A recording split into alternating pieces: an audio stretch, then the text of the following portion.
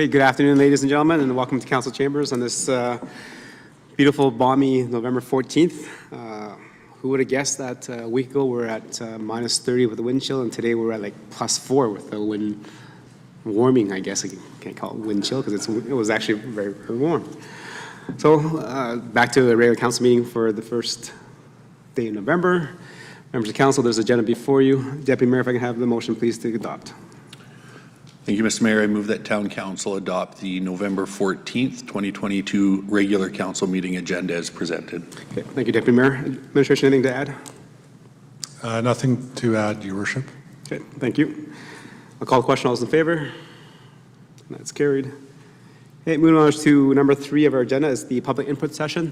This is the time that we allow individuals to address or bring concerns to council. Administration, has anybody registered to speak at public input session? Your Worship, no one is registered. Okay.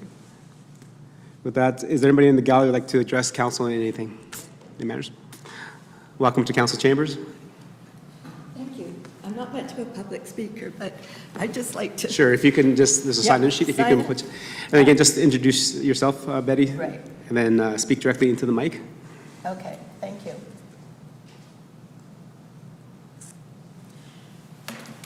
This one? Yes. Yeah. My name is Betty Lalonde.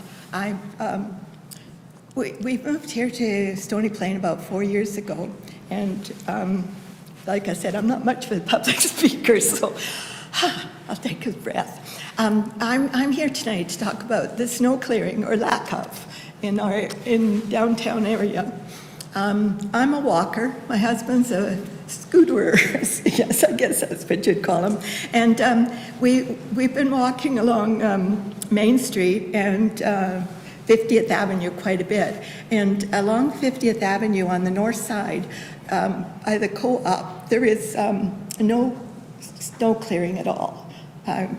Traipsing through the snow was quite arduous on Saturday when I was coming through. I know it's only been a week since it snowed, but, and then right across the street where your public parking is, I came across there today and there's no, and it's not cleared either. So sometimes they miss those public parking. I know along 50th Street, just adjacent to Folkestone Place, they were last year, but this year they're much better. So they're getting that cleared. But then when you go downtown, you go across the crosswalks and you have these little bumps of snow that you have to go over, and people in walkers, scooters, and stuff like that really have a difficult time even as a walking person, I get hung up sometimes going across. But as it melts, you're going to have lots of water there, and then you're going to have ice. So it's going to be quite dangerous for a lot of people. And then further on Main Street, there's the handicap parking stall right in front of Country, I think it's in front of Country Crafts. It's not cleared, and the wheelchair ramp, it's full of snow, so nobody could get up that if they came in a wheelchair. So I just wanted to bring this to your attention. I appreciate your time. And like I said, I'm not much. Were there any questions that you had of me? No, I think we received, if you want to just give me those locations. I think you mentioned the co-op on 50th, in front of, on 50th going west, yeah, where the public parking is. Then again, the bulb outs where people are crossing the intersection, and then definitely the wheelchair accessible, like ramps going up into the sidewalks. Yeah, those 3 areas. Yeah, definitely the one in front of Country. That's where I was walking today, and it wasn't cleared yet. So, okay. Yeah. But I appreciate all that this town of Stony Plain does. Thank you. Thank you. Thank you for bringing that. Appreciate that. Administration, did you manage to mark them down? Yes, Your Worship, and I think I marked a few down, but we can certainly go back to the recording and get them from there as well if we need to. So. Okay, thank you. Right. Anybody else in council chambers like to address council on anything that's not on the current agenda?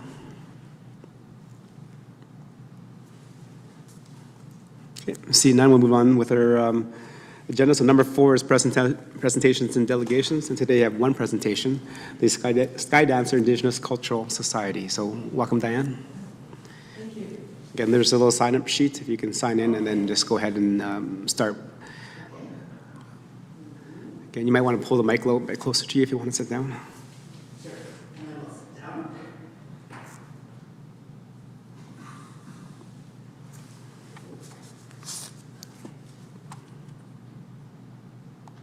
So, thank you for having me this evening, and I know a few of you, and I have lived here for, I think 17 to 18 years, and I'm Cree-Mohawk from around Lac St. Anne.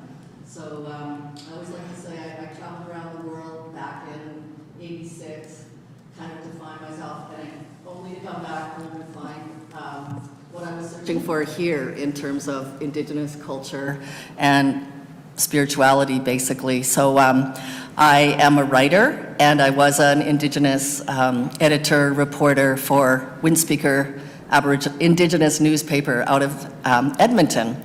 So, and then I moved here to Stony Plain, and I just wanted to share this with you. My whole life has been about elders, and I wrote this book back in '92. I went around the province finding the oldest, wisest people that I could find.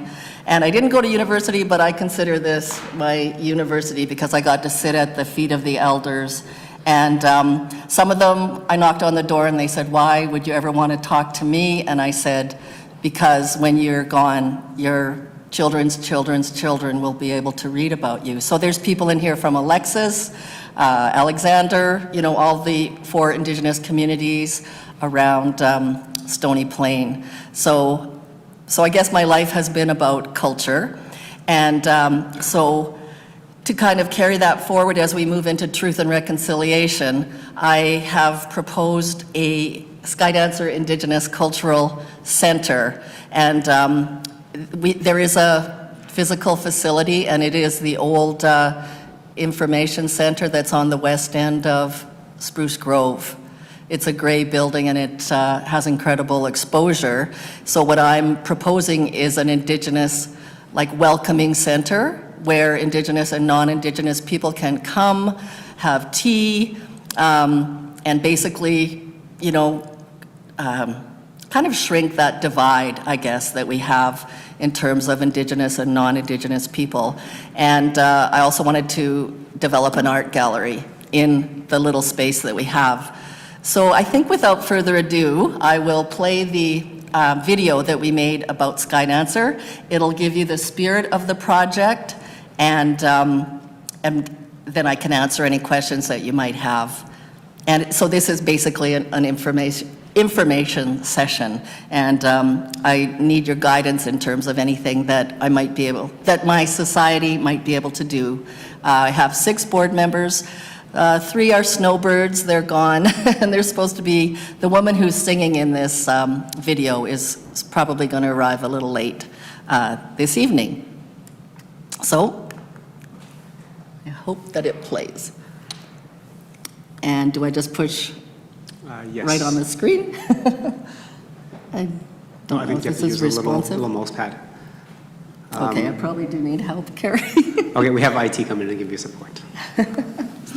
Oh,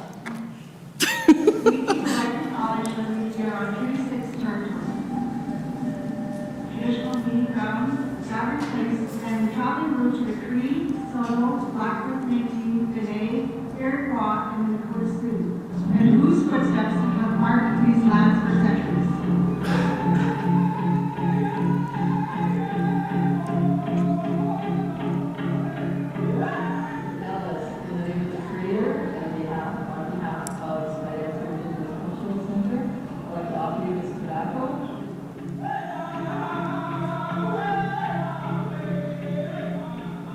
Hello. Good day, bonjour. I'm Dal Sarkin. I am an artist. I do music, dance, culture, and education. And I want to talk about truth and reconciliation and what reconciliation means to us as Indigenous people, because for us, it is a full-time, ongoing, growing, evolving thing in which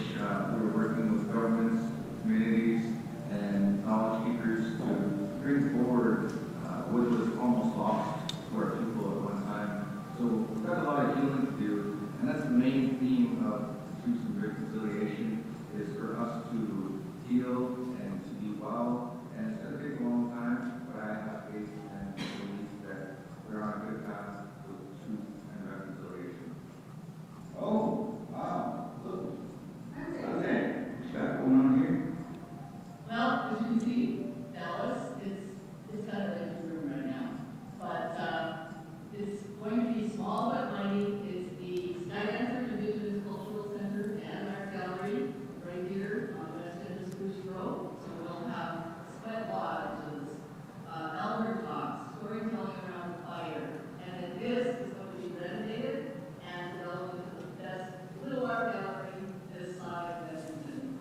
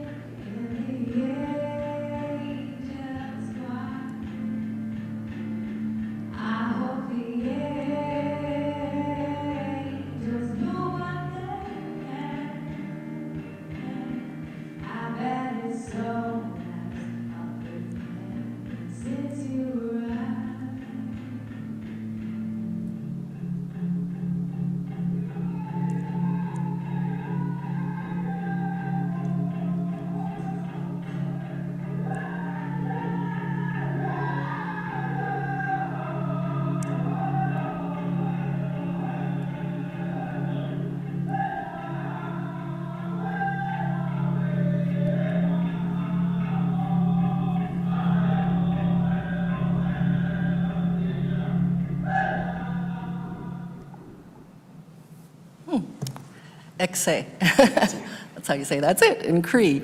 So I guess how can I just give you a little more information? I know that Mayor Choi has been working with an elder called Violet. Now I can't think of her last name. Pardon? Portraits? Potra, yes, Potra. And so she was also looking at developing like a friendship center. And I don't know if you are familiar with friendship centers, but they were established in the 60s. But their agenda was to help Indigenous people who were coming from isolated communities to navigate the city when they came in to work or to live. So I don't know that.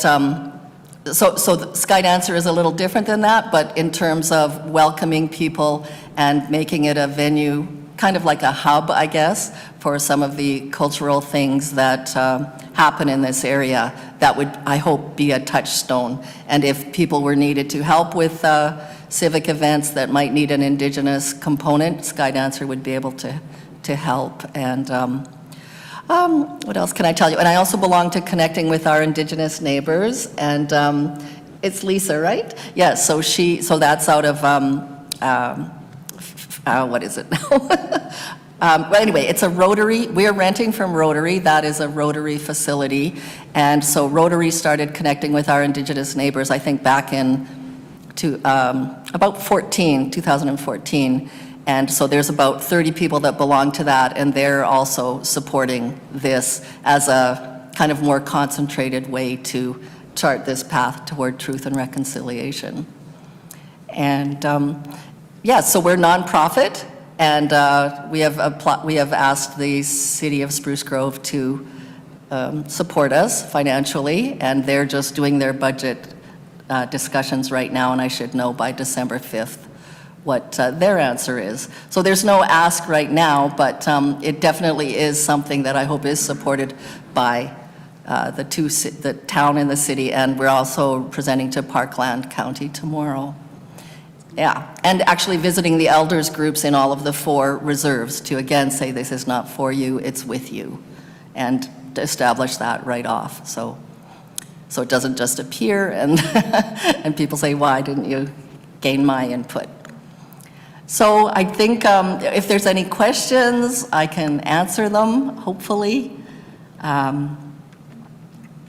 If not, it's for information, and I may be visiting you again. Right, thank you very much, Diane. Appreciate the presentation, and it's awesome to see that you're taking the lead on this to bring a cultural center within our tri-region so that we actually have a place to come down and gather and to learn about the history. And definitely, like I said, you talked to a lot of elders to maintain and keep that history, and I think that's what we need to do, is to always remember where we came from, who we are as a people, and then that's how we actually go forward together in truth and reconciliations, understanding the past before we can go move forward together. Yeah, exactly. And I'll just add that culture helped me stay on the path, and I know that a lot of our young people are hurting. Suicide is an issue, and Enoch's just been reeling from so many deaths right now. And a lot of Indigenous people don't have access to their culture, and Skydancer, in terms of healing, truth, and reconciliation, would endeavor to fill that void. And it's starting small, but I can just see the potential here as people come out of the woodwork to help it happen. That's awesome, thank you. Okay. Councillor Hansard? Thank you, Your Worship. Through you, if I may, to our speaker, Diane, it was a pleasure to serve with you for my 2 terms on Cultural Roundtable. I got to know Diane there. And did I interview you for Cultural Campfires? Were you involved in one of the people that I interviewed? I wasn't interviewed by you, but I've always been involved with Cultural Campfires. Yep. Anyway, I was going to put a notch on my belt for that. Anyway, I got to understand a lot through working with Diane on Cultural Roundtable about the whole business of truth and reconciliation, which is, in its purest sense, moving us all to a place where we can reflect and contemplate and hopefully remember that good things and some bad things happened at one point in time, and we don't want to repeat the bad things. I'm very glad that you've been able to take that space in the city of Spruce Grove and put that building to good use, which I often wondered, what are they going to do with that since the 2 chambers became one bigger chamber? I'd like to ask you if there's a place, or will it be allowed for a way for people to be able to pull into the park behind that building and have everyone associated with the building know that it is secure, but where some of us could go to reflect and ponder, pray about things that perhaps might be troubling us in relationship with our Indigenous brothers and sisters, and who knows, we all have so many things on our plates we could pray and wish better for. But I find that park extremely relaxing. You wouldn't think so right there on the highway, but it's very peaceful in the back. And I thought it would be a good place if there was a way that you could allow people to have an outside place where they don't have to necessarily connect with anybody, but just a place to come.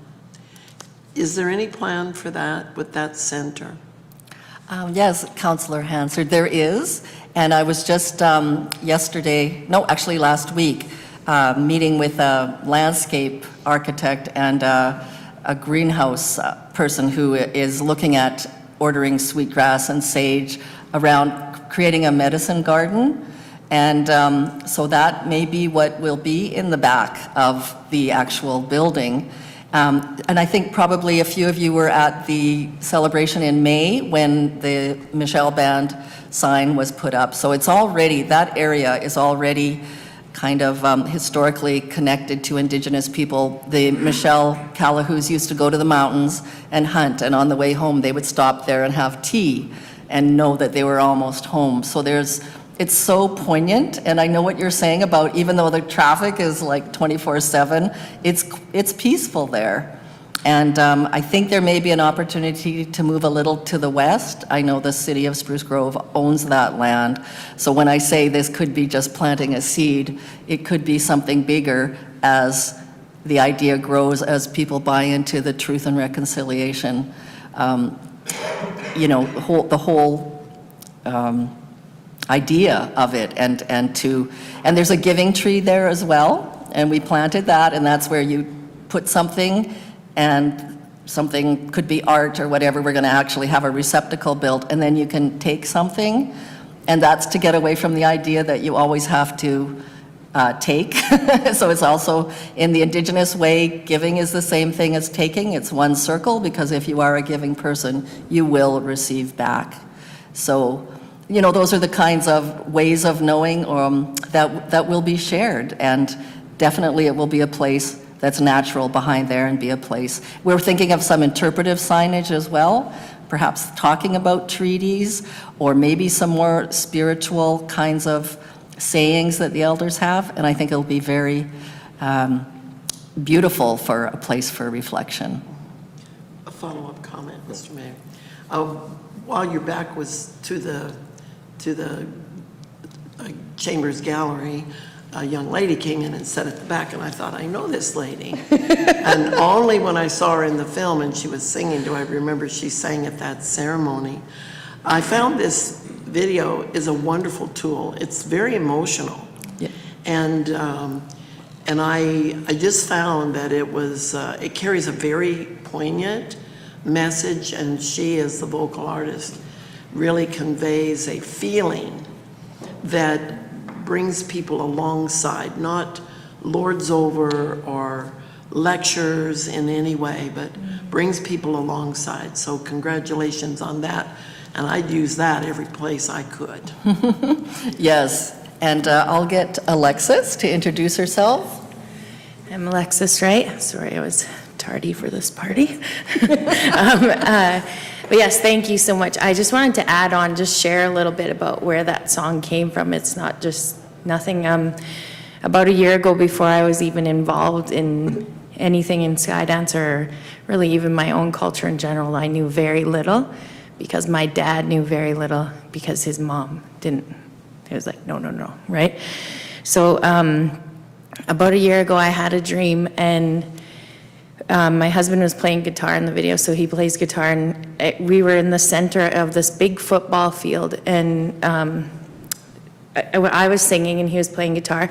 I couldn't hear any sound, and then surrounding us in a big circle were Indigenous dancers, and then in all four corners of the football field were, there was a totem pole in each corner, and surrounding the perimeter were elders and chiefs from like all kinds of nations. And the stadium was a blur, and I woke up and I was like, whoa, my gosh, like that was so profound. It was so real. I'm like, this means something, but I didn't know what it meant at the time, but I even drew it out and I showed my husband, and I'm like, Ted, like this means something. I don't know what. And then about 6 months later, I got that song. I didn't write that song, but I got that song, and I said to my husband, I said, like, it's just on my heart so much. Like, I feel like God just, like, we're supposed to record this song as a tribute to kids from residential schools that didn't get to come home. And I played it for him, probably a bad choice. It was on the way to the airport, and he's like, just starts sobbing and sobbing because the lyrics are very, very powerful.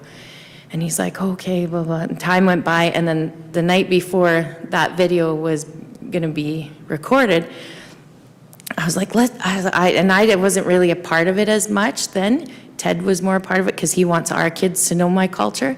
And he said, I was like, let's record this, blah, blah, blah. Let's just get it out of the way. And then he's like, holy, he's like, Lexus, song is called Dancing in the Sky. This group is called Sky Dancer. He's like, I'm going to talk to Diane, but I think this would be beautiful in the video. And I'm like, yeah, sure, like definitely. And so that morning I'm like getting ready to go there. And I was practicing the song, and then it was just like, I forgot about the dream, and it was just like, poof, like a picture. And that dream came right back to me, and then I just felt like God was like, this is what this means. This is the song. This is that song. And so that's what that song, that's the meaning of it is deep, and it's to bridge that gap. And I think Diane would agree that part of Sky Dancer is bridging the gap between Indigenous and non-Indigenous people. And even for myself, I am Indigenous, but I barely know my culture. I'm only learning now, right? And then when we went to Enoch, it was pretty powerful. And they said, like, would we, one of the ladies said, would we even be welcome in, like, Spruce Grove and stuff? Like, do people, will they allow us in? Like, you know, and we're like, yes, yes. And we got to, like, speak in a different way and connect with them in a way like, yes, this is, and this is, part of it is like a reintroduction, like, hey, we have a lot to offer. And we want to get to know, right? You guys, we want you guys to get to know us and be able to share culture, share what we can bring to the table to help enhance the community, right? And the whole area, and not just like, oh, well, we're Spruce Grove. No, it's like, you're from Enoch, it's okay, come in. You're from Lexus, come in. Like where everyone can connect and be a part of something. She puts it so well. That is great. Thank you for sharing, Alexis. Any other questions for clarity and understanding from members of council? Councillor Meyer, go ahead. Thank you, and thank you for your guys' presentation. Councillor Hansard put it very well. It's a powerful message. And this might be a question more for administration, because I'm curious, you did mention the Friendship Center, and there's some efforts in that regard. And just listening to you now, you're going, everybody from everywhere. Yeah. So I guess my question would be to administration, where would we be on those discussions about a Friendship Center in Stony Plain? And then maybe back to you, do you see a value, like, I mean, I'm not sure if it's an either or both kind of situation, but you know, there's only so many resources, right? So to kind of give me an idea of, do you support one over the other? I mean, obviously you guys are here on this behalf, but I'd be interested to just kind of fill in some of those gaps if possible. Yep. Thank you, Councillor Meyer. Go ahead. Well, I can speak first, and I'm not sure what administration, you know, at what point discussions are anymore, but I know that Violet, I think probably last year, about this time, was working on getting a society together, and I think she used to babysit Mayor Choi, or I don't know. No, I'm kidding. They went back. They go back a long, long way, and she was. I hope I'm not speaking out of turn, but looking at the old library, which is a huge venue, and I think a little unmanageable for a new kind of society. So that's why, and I was always going to Violet's meetings, and then basically need to check in with her again because I haven't spoken with her, and perhaps you have, Mayor Choi, to see where she's at. I probably haven't spoken to her for about 6 months, but we were all, there never was a turf war. It was just, you know, that there's room for both, and that we were just a smaller and maybe a little more nimble and got our society status and maybe are just the first out of the gate. And I think there's room for both. Because we could not have workshops. We will have to rent space if we want to put on a big healing workshop or something like that. But if there was a Friendship Center, which is usually larger, we would use that space and work in partnership. Thank you for your insight. Yeah, and just to follow up that, I think Violet had the society set up, and I think she was setting up a meeting, and I think a couple of councillors and I were going to attend, but unfortunately it was on the same day as a council meeting, so she had to reschedule. In terms of where they're at, I think that's where they're at, is they just finished forming the society. They're looking, we've chatted about a few locations that they can rent or use for the transition time, and so they're just trying to finalize everything. Currently, right now, I believe that they're meeting out of the Stony Plain Library right now, so when they have their board meetings, that's where it is. Right. I think too, just to add to that a little bit, like the location of where Skydancer is right on the cusp, right? So, and that part of that too is like connecting Spruce Grove and Stony Plain. I hope that's not a bad thing to say, but do you know what I mean? So that it's like, it's not like, oh yeah, you gotta go. It's like, oh, it's right here. Oh yeah, we all connect. Yeah. I think the same idea was used for the Tri-Leisure. Okay, yeah, okay. Right. And the police station. Yeah. Right. Right, any more questions and comments for clarity and understanding? Councillor Anderson, Deputy Mayor, go ahead. Thank you so much, Mr. Mayor, and thank you both for being here. You know, reading through your literature and watching your presentation, I think the thing that stands out for me is this concept of, you know, passion burning brightly. And it's alluded to in the letter that was shared. It was, you know, spoken to in the pamphlet. And I think we see that in the video and in the lyrics of, you know, the song. And, you know, we know that, you know, a bright light is hard to hide. And a bright light, you know, can illuminate the area around. And so listening to your dialogue and your presentation today and the location that you've landed and what you strive to be in our community, you know, I think you are that light and will become that light that illuminates the communities around and brings understanding to such a long history and a rich culture. That should be more and more prevalent in the area. You know, I've had the privilege to meet with some of our elders and learn from them, and am always left feeling like my life has been enriched. And so, you know, we want to thank you for being here to share with us, and we're excited to, you know, be a part of the journey ahead. You know, in whatever small role that might be. But we wish you well, and we're excited for the work that you're doing and what that means for, you know, all of the residents in this area, Indigenous and non-Indigenous. And, you know, I'd written down, I have to remember where I wrote it. Bridging the gap, I think, was the term that was used. And I'm really looking forward to seeing how that comes to fruition as your story develops. So thank you so much for sharing that with us today. Can I just give it one closing word? And I know we're going way over time, but you have just made my year. I wear a t-shirt that says "Be the light." So when you mention the light, that it can't, yeah, you cannot hide the light, and we won't blind anybody, but we will hopefully show the way as best we can. Absolutely. Working with everybody on an even keel. And there's the first thing I'd like to do is storytelling around a campfire. Everybody will be involved. We have some elders who have amazing stories. So that'll be open with hot chocolate, and like I say, when the center is going, and I think that should be soon, probably beginning of January, the coffee and tea will be on all the times, and maybe Farmer Jones will play a game of crib with, you know, an elder from Alexis, you know, that kind of thing. We just want it to be really homey. Maybe a food truck will show up in the summertime, and, you know, people will know they can stop for ice cream, as in cream,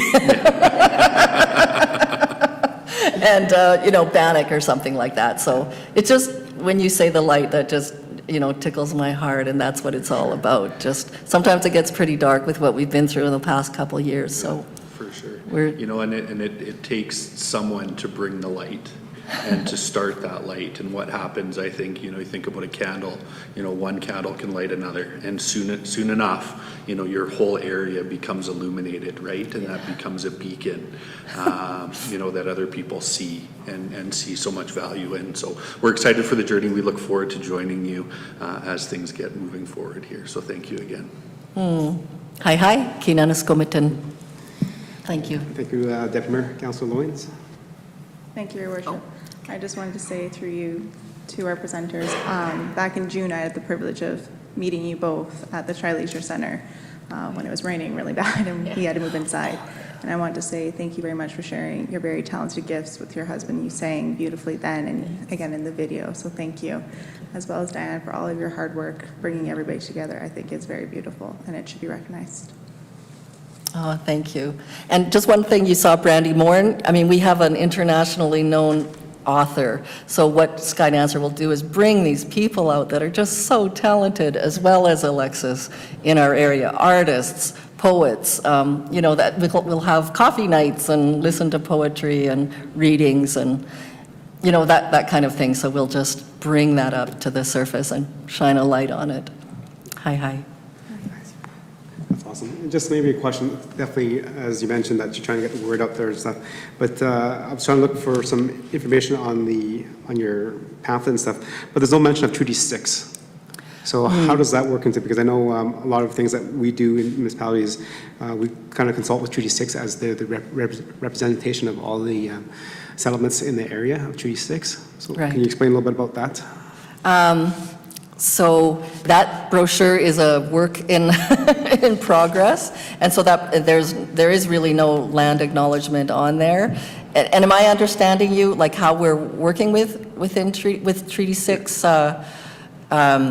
Basically, how far does Treaty 6 go? Now I'm just drawing a blank here, but it's a big area, and we just want to, I guess, starting with the elders, that's what we're saying from Treaty 6. And actually, when I presented to the city of Spruce Grove, a gentleman named Louis Cardinal came with me. He is doing something like what we're doing in Edmonton. And he's been able to, with his group, pass an accord. So there's a kind of like a binding agreement between the urban Indigenous people and the city of Edmonton. So basically, drawing from all of my contacts and people who, like I said, people are coming out of the woodwork to support this. So we will be working with Treaty 6 and acknowledging, and I hope that answers your question. Yes, thank you. Okay. Okay, I see no more questions. Thank you very much for the presentation, and definitely that's very informative for members of council to hear what's happening in our community. And thank you for, like I said, taking the lead and spearheading this. Stony Plain has always had a focus on our culture and history. I think that's what sets us apart from many other communities within Alberta and even all of Canada.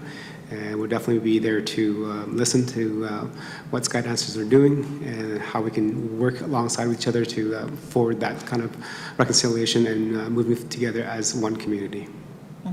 Okay. Thank you. Thanks. Thank you.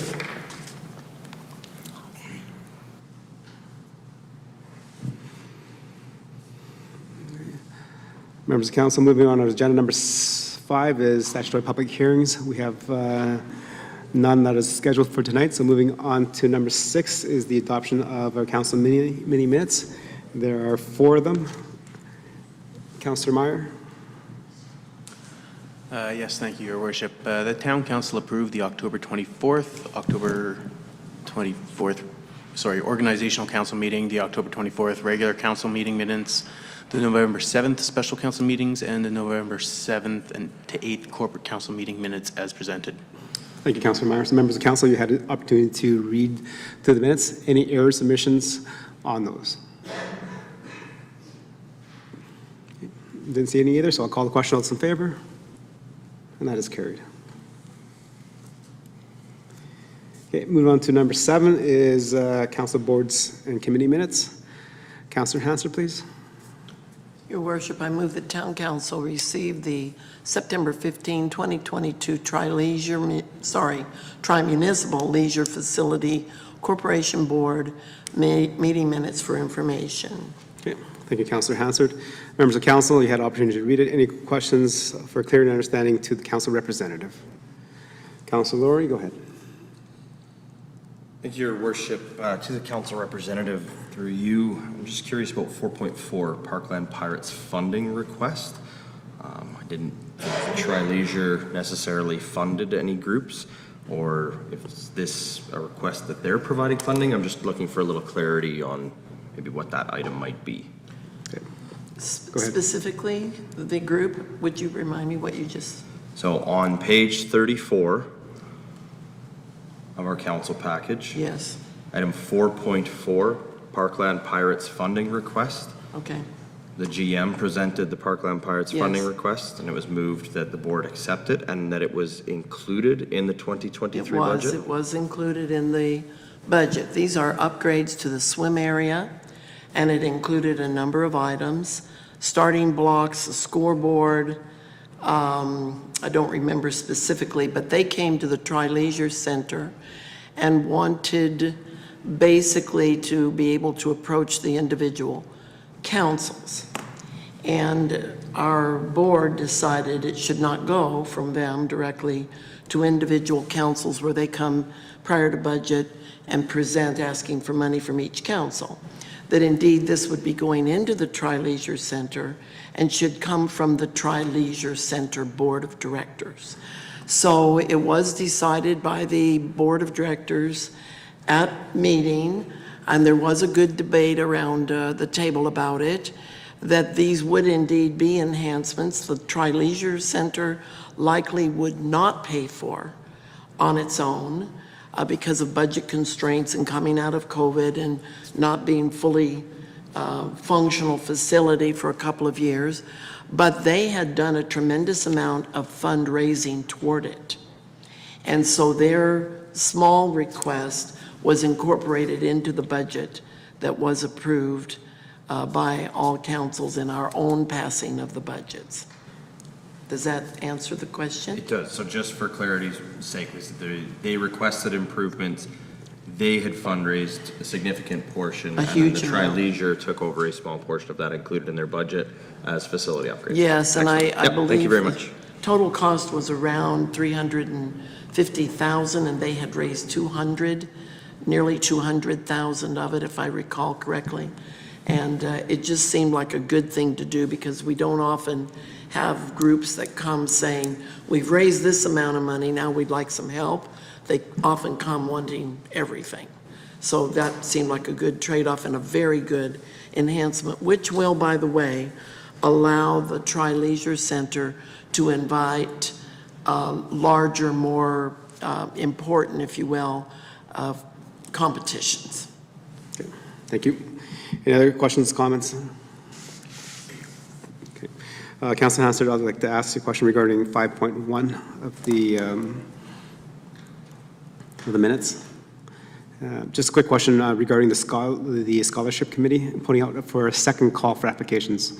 So I guess two questions. There's were there not enough applicants for the first call, or that did not meet the criteria, or how was the second call put I out? believe that is correct. We did not get a good response, and I don't recall if there was an application that came and was incomplete, because at one point the discussion would be that we would be issuing a second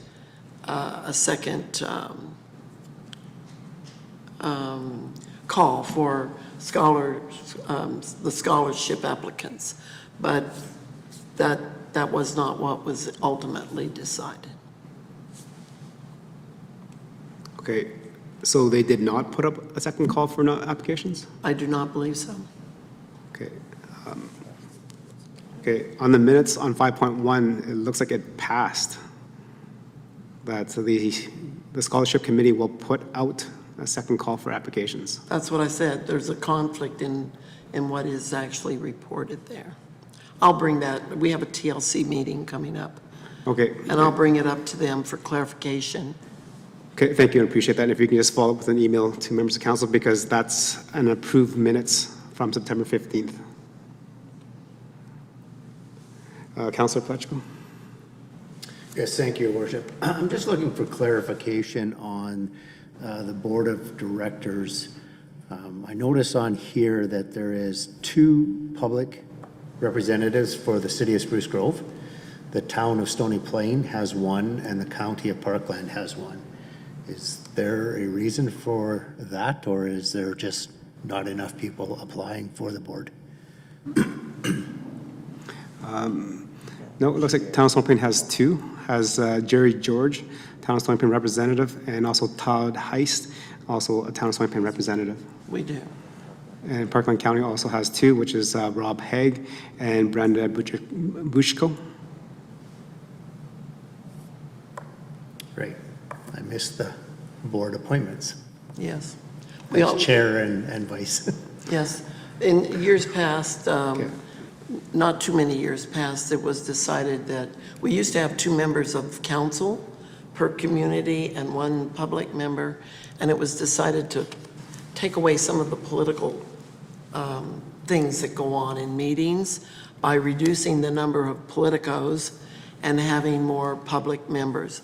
And I must say, it has worked out very, very well. Stony Plain can be very proud of the people from our community that have been appointed to this board. They come with a good heart about the Tri-Leisure Center. They're not out to run a particular agenda, and they've done a very, very good job for us. So, and we now have the chair from our community in place. So, Okay, thank you. Any more questions for clarity and understanding? Okay, seeing none, I'll call the question. All in favor?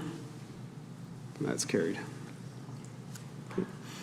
Moving on to number 8, which is bylaws. 8.1 is the procedural bylaw update, first reading. Go ahead, administration.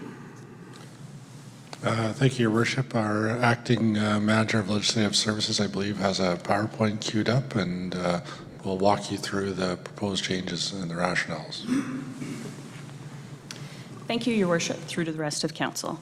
This evening, I'm going to speak about the procedural bylaw update.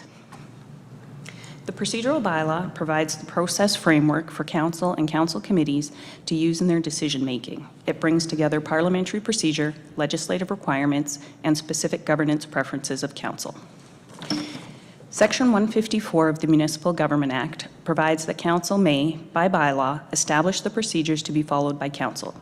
The town's current procedural bylaw was approved in 2019 and was not scheduled for review until 2023.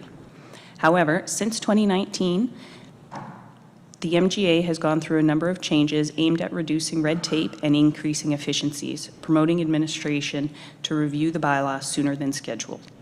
The most recent bill affecting the MGA was Bill 21, the Red Tape Reduction Implementation Act 2022. Bill 21 includes the following key changes to the MGA that have been captured in the proposed procedural bylaw. Clarity that if Council chooses to establish a Council committee or other body, the establishment and functions of the committee or body must be set out in bylaw. It allows Council to approve the methods to provide notice for a Council or Council committee meeting, and creates greater flexibility for meetings to be held by electronic means. Administration has also included other revisions in the bylaw that include greater clarity around notice of motions and the process of submitting a notice of motion, outlining conduct for virtual meetings and electronic participation in meetings, and improving and clarifying the process related to motions and parliamentary procedures. So how did we get here? Administration conducted a thorough internal review of the bylaw, compared numerous municipal bylaws, reviewed legislative changes, and Council's procedural preferences. An external subject matter expert was contracted for further review and feedback, and a detailed rationale of all the changes has been included in the agenda package. So this evening, administration has recommended Council giving first reading to the procedural bylaw. Council may ask questions for clarity and understanding and provide feedback to administration. And then administration will bring back the bylaw for second and third reading to the December 12th regular Council meeting. Thank you, and I'm happy to answer any questions Council may have. Okay. Thank you for the presentation, administration. Looking at members of Council, any questions for clarity and understanding on that presentation? Okay. Go ahead, Councilor Laurie. Thank you, Your Worship. Through you to administration, just a quick question. Page 59, 4.4.0, it talks about provide the rotation schedule for appointment of deputy mayor may be amended by majority vote of all council. And then in the section amended, it says with the adoption of the parental leave bylaw, long-term leaves may occur. I don't recall us passing a parental leave bylaw. Do we? Yes, we did. We did that last term where it allowed individuals to take a extended leave for parental or other reasons. Do you remember the date of that? 2020? I believe it was 21. 21. So maybe just a miss, then that parental leave bylaw, I don't believe is referenced anywhere in our council compensation and expenses policy. So if that bylaw does exist, it probably should be referenced in that document.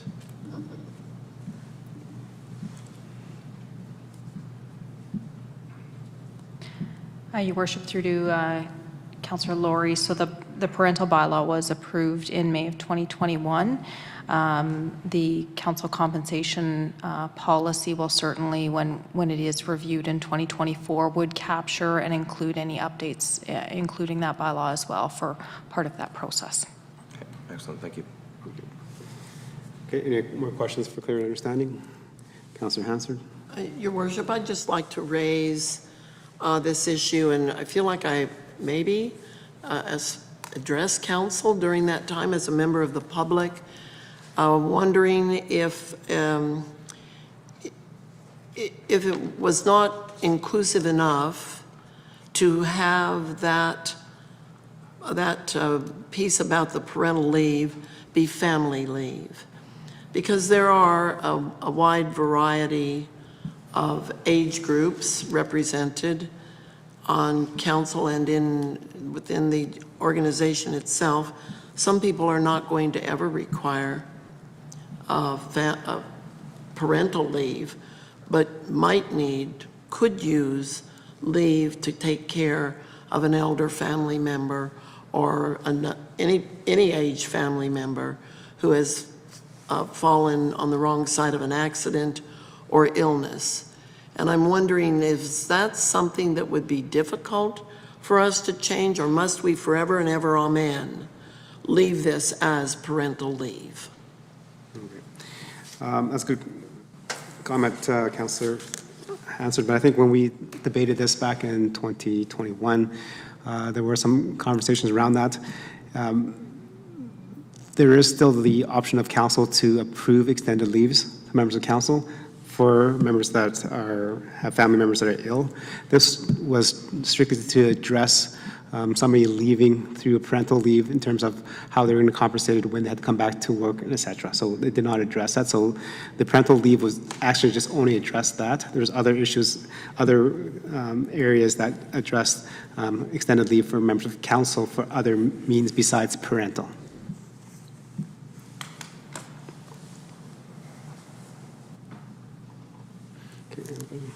Councillor Meyer, go ahead. Thank you, Your Worship, and through you to administration. Just reading over this, I was happy to see that there is special accommodations made for the virtual meetings and public participations in those meetings. And then in another section, there's more to virtual meetings in regards to if one councillor is participating remotely. I'm curious, though, in regards to if there is, so in my head I'm imagining, okay, if the whole meeting is virtual, then the public is accommodated virtually as well. I'm just wondering if there's any thing in here or in any way, or administration's maybe recommendation on this might be, or commentary, but in regards to public participation sort of in a hybrid format. If the public person can't make the meeting, is there, say, a public hearing, would they be able to remotely participate? Not at this time. If the meeting is completely virtual, then the public will be absolutely able to attend virtually. But if we have in-person meetings and only one council member is participating virtually, then the public is to be in person.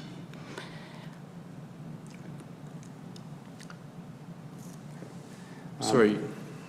So So I think it's regarding towards of a public hearing. So I believe that that individual can submit a written response, and so they don't have to participate if they're not able to be here.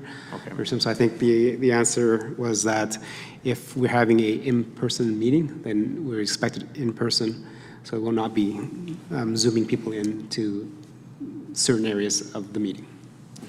I think members of council kind of still recall some of the difficulties we had in terms of kind of bridging a hybrid between in-person and virtual, and how do we keep everybody safe. There was a lot of difficulties and kind of more headaches in terms of IT. And I think one of the things that I've learned over the last little while is that if we do a hybrid, then it is considered all virtual. Even if you're here, you're still virtual, so you have your own headset, so you're part of that whole continuum, so it's easier to transition. When you're done, do some things in person and virtual, that's when everything gets messed up. And in terms of probably proper governance, there's a lot of cues that people are missing when you're virtually versus when you're in person. So to make sure that there is a fair playing field for all members of council, that if it does go a hybrid, then we're all, in terms of a hybrid, regardless if you're here or not. Yes, and I think that's a good idea. So just if I can repeat back for clarity's sake, so in public hearing, public does have an opportunity to participate more in a written format than, say, virtual, but in a regular council meeting, we wouldn't have someone zooming in, for example. No. Correct. Okay. Thank you. That's correct. Any more questions for clarity and understanding? Okay. Questions for administration. I know at the beginning it was mentioned that this review is ahead of schedule because of the changes to the MGA. So does that change the review date for the council procedure bylaw to 2024 or till 2026? We usually have a 4-year review period. Yes, Your Worship. So this would change the review within 4 years. So 2026, or at least once during a council term. Yeah, Your Worship, and through the rest of the council. I think, the 2026 date relevant. I think there's just a good practice that earlier in a council term, after when the council's become comfortable with the way the procedure is run, it's a good review to do, whether it's a year. I think we're about a year past election. I think that's a good practice to have. So 2026 would line up reasonably close with that, and would just ensure that part of the conversation is to make sure that the process is working, and if there's any improvements and so on, those can be made at that time too. So. Okay. Thank you. Any more questions for clarity and understanding? Councillor Hansard? Just one overall question, if I may, Mr. Mayor, through you to our town manager.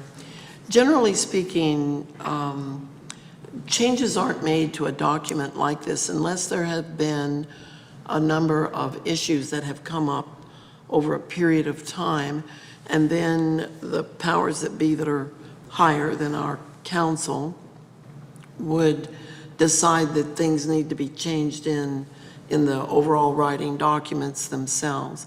Are we aware of any problems that necessitated these changes? Or was it simply it was time for a review, they did a review and felt that there should be better wording used in some cases? Yeah. Sure.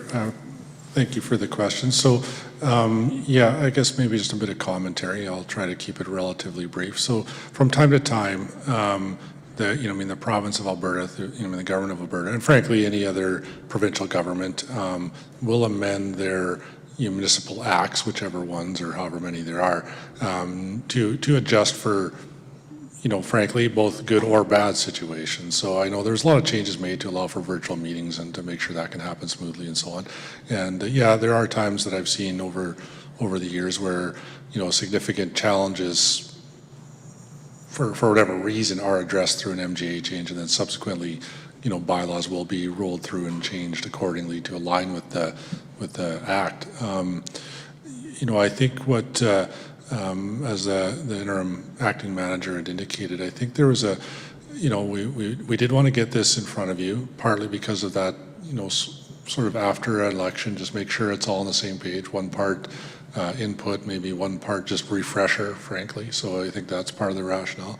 I think there was a few things captured that were perhaps not in the previous procedural bylaw, but do sort of reflect this council's practice. So those are kind of caught in a couple other clarifications. So I'll stop there, Your Worship. I think that's sort of the some of the rationale, and if there's anything else on that question that I missed, I can try again. So. Okay. Thank you. And I think just to add some clarification to that. So, Councillor Hansard, this procedures bylaw was approved in 2019, and there's been recent changes to the MGA. And with the last couple of years going through COVID and all the virtual meetings, the MGA was changed a little bit to reflect that. So most of the changes that are documented in page 57 to 74 are based on the MGA, and then just some word cleaning up to based on what the current bylaw is. And hence, that's why it came back earlier than next year, because the review period was set for 2023, which would have been probably the third quarter of the next year instead of the end of 2022. That's the reason why it's ahead before us. And then just for clarity, if there's any issues that council may have with certain issues within the procedure bylaw. Okay. Okay. Seeing no more questions for clarity, Councilor Laurie for the motion, please. Thank you, Your Worship. I'll move that Town Council give first reading to procedural bylaw 2667/G/22, a bylaw that regulates the proceeding and conduct of council and council committee meetings. Okay. Thank you, Councilor Laurie. So, members of council, the motion's on the table. You've had an opportunity to read all the changes and the bylaws. Any questions, comments, and debate on the motion? Okay. See none. Members of council, I read through all the track changes on page 57 to 74. I don't see any issues of it requiring any more debate and contemplation with the next little while. I think administration was trying to bring this back December 12th, but I know things get added and changed to the agenda all the time. However, there is an option as listed on a backgrounder that council may adopt all three readings tonight with unanimous consent. Similar to a lot of the other bylaws that are just brought back for changes in terms of clarity and understanding and some wording changes. Is council interested in doing that tonight as well? Yeah. Should we head? Okay. Okay, we'll go down that route, and then we'll see where we get at unanimous consent. Any more debate? Councilor Meyer? So I'm not sure exactly how this would be resolved, but to my earlier questions regarding public participation in a virtual setting, I'm just curious whether the rest of the council would see any value in that. Thinking back, I have had discussions in the past with a former library director about maybe the benefit. As we saw earlier tonight, it is a bit of a, it's always a difficult thing to do public speaking, and I think maybe we could encourage more public participation by allowing participants to virtually participate. It might present a more comfortable setting and in such a manner encourage more people to come forward and participate in the public input. So just putting that out to fellow councillors, if they think that that would be of any value, if we could see something like that added.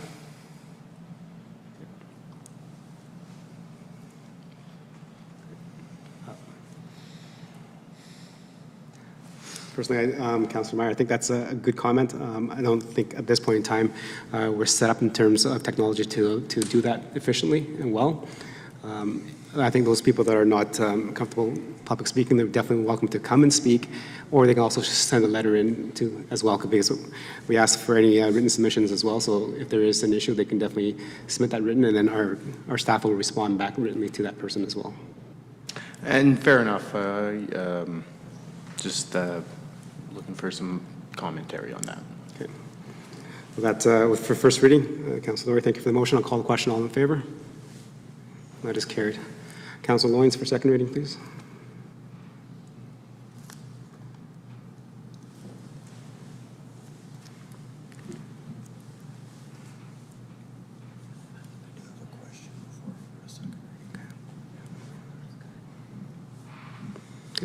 Thank you, Your Worship. Town Council gives second reading to Procedure Bylaw 2667/G/22. Okay, thank you. Thanks for the motion. Members of council, questions, comments, and debate on the motion. Councilor Laurie. Thank you, Your Worship. Page 64, 11.1.0. I have a question. When it says all meetings of council and council committees must be open to the public unless the subject matter, so on and so on. I'm curious about the definition of council committees. And one of the ones that sticks out to me the most is our GCC, our Growth and Commerce Committee. Growth and Commerce Committee is a committee of council. It only is comprised of council members and administration, and yet I don't recall those meetings necessarily being open to the public per se. So I'm wondering if we can get a little bit more definition from administration on what exactly does this mean? What committees does this apply to? What's the definition of a council committee in which we would then be required to have that meeting open to the public unless it's a closed session? Your Worship, through to Councillor Laurie, I'll just provide some general comments in terms of the intent with the specific section in the bylaw that you're referencing. So part of what Council may be aware we've alluded to in recent points in the Council chambers is an intent to conduct a review of Council committees and boards in 2023. So part of our process is to look at how we're conducting our boards and committees and ensure there is good alignment with our bylaws and our regulations with regards to how we conduct those committees and boards. So with that, we will be reviewing the committees and boards and the terms of reference of the committees and boards through the lens of the council procedural bylaw to ensure that there is alignment and intent with that. It's not meant to, we're not going to be transacting anything obviously immediately. That will run its course over the course of 2023, and we will look at the impacts and implications of this bylaw on all of our committees and boards over the course of the year with that lens in mind. I hope that answered the question. If there's anything further. It does. Thank you very much, if I may, Your Worship. I'd just like to follow on that as well. As the chair of the SDAB, one of the things that I noticed is our SDAB doesn't quite follow the same process in council, is that we don't actually utilize our live streaming or our recording as we have. And so these are, these different committees are just as important to the public, I think, as our council meetings themselves. And so I hope as part of that review, it will include that use of technology and determining whether we can utilize that technology. As Councillor Meyer mentioned about public participation, oftentimes reading a minutes that comes out afterwards doesn't really give that context that the public may be looking for. And so if we have that technology in place and we are able to utilize it, I think that would be a good thing to review as we move forward with some of those meetings as well. Thank you. That's a good comment, Councilor Laurie. Councilor Hanson? Yes, Your Worship. I'd like to offer maybe a little different perspective on that as far as being accessible by the public to observe and having it open to the public for participation. I'll go first to SDAB. There are very strict rules and guidelines. I've spent a couple of years as chair of SDAB as well in my past. There are very specific rules and regulations around that committee because it is quasi-judicial. And things that do not pertain directly to the subject matter may not be brought into the hearing process. And indeed, the board, the Subdivision Development Appeal Board, may not even consider anything that isn't brought out in that hearing. They cannot rely on previous times they've driven around in the community. They're forbidden from driving to a site to observe and scrutinize and investigate before even going into that hearing. There will only be the items that are brought forth in that hearing allowed to be considered during the decision-making process, and the decision-making itself is done in camera, where the public is just dismissed.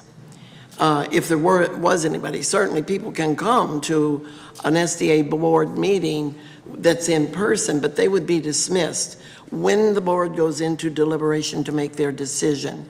The decision always doesn't get done in that meeting. Sometimes it's carried over, or a further piece of information is needed, or further clarification on an item. And so that can be very, very frustrating to the public if they feel like they were allowed to observe a piece, but not the full context of such a board or committee. The other thing is you can certainly admonish your board to not allow anything that isn't presented in those chambers, because it's like a court setting, to enter into your thought process at all when you're making your decision. But that admonishment may not carry over very well over a virtual observance by the public. And then, because of texting and other things that happen, there can be attempts by the public to sway or alter thought process of the board members. So I'm just going to say that there's sometimes, perhaps maybe a little more thought needs to be given before we just say carte blanche. We should be opening all these meetings to the public. When it comes to growth and, I'll give another example, if I might, please. When we had a police advisory committee, before we became a joint committee with the city of Spruce Grove, every member of the police advisory committee had to sign a confidentiality agreement to participate in those meetings. Many things were shared in those meetings of a problematic nature, say, the things that were observed. We had a youth representative at one time who shared quite a lot of information that was highly sensitive. And you can't just have the public not sworn to confidentiality come into such meetings. So please, if administration is going to be reviewing something along those lines, individual consideration as per committee needs to be taken into consideration. Not all meetings are meant to be public, but certainly the outcomes or the findings or whatever can be and should be made public. So it isn't about lack of transparency, but it's about honoring confidentiality and process and being cognizant of the fact that when you're in a quasi-judicial setting, you absolutely must follow certain guidelines and not be influenced in any way, shape, or form. Just my thoughts. Thank you, Councilor Hansard. And I think Administration said that there is a setup for review of council boards and commissions in 2023, so that'll be something that Administration will review and bring back the best recommendations forward for us. Any other questions, comments? Okay. Seeing none, I'll call a question. All in favor of second reading? Thank you. Councilor Pletchko, motion for unanimous consent, please. Yes, thank you, Your Worship. The Town Council give unanimous consent to consider third reading of bylaw 2667/G/22. So members in the gallery and members that are participating, watching through our live stream, if council deals with a bylaw in all three readings in one setting needs to be unanimous consent. If we get that, then we are able to deal with third reading. If not, then it just comes back to the next council meeting for us to adopt third reading. So, members, question. Call the question. All in favor for unanimous consent? Okay, and that is carried. Deputy Mayor, for third reading, please. Thank you, Mr. Mayor. I move that Town Council give third reading to bylaw 2667/G/22. Okay. Any other questions, comments, debate? Okay. See none. Administration, thank you for reviewing the procedure bylaw and bringing it back to us.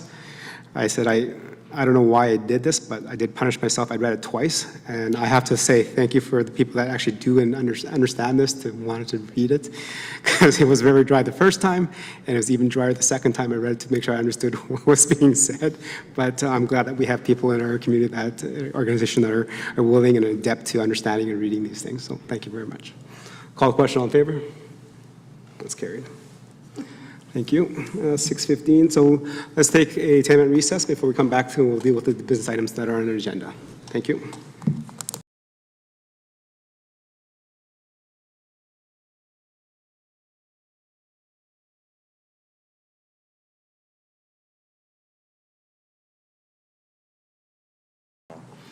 Okay, welcome back, ladies and gentlemen, members of council, and those that are in our gallery, back to our agenda. And moving on to number 9, our business items, we have two wonderful presentations that are before us. So we'll start with 9.1, which is the Stony Plain Poverty Reduction Strategy and Actions. Go ahead, administration.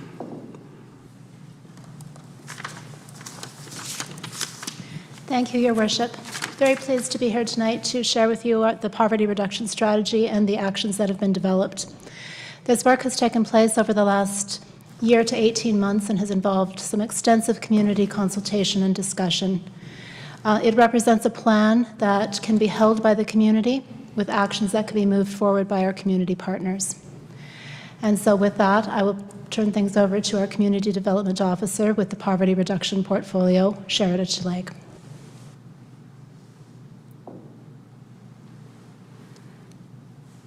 Thank you. I'm happy to present the updated Stony Plain Poverty Reduction Strategy with actions. This plan belongs to our community. The actions within this plan will require all of us to work together to implement as we move forward with addressing poverty in our community.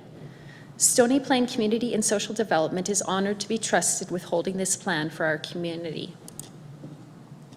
In 2014, we first began researching poverty in our community, and this included a needs assessment and an environmental scan of local barriers, contributing factors, and at-risk populations. From this study, awareness of poverty in Stony Plain was heightened, and recommendations were put forward to develop a plan to address local poverty.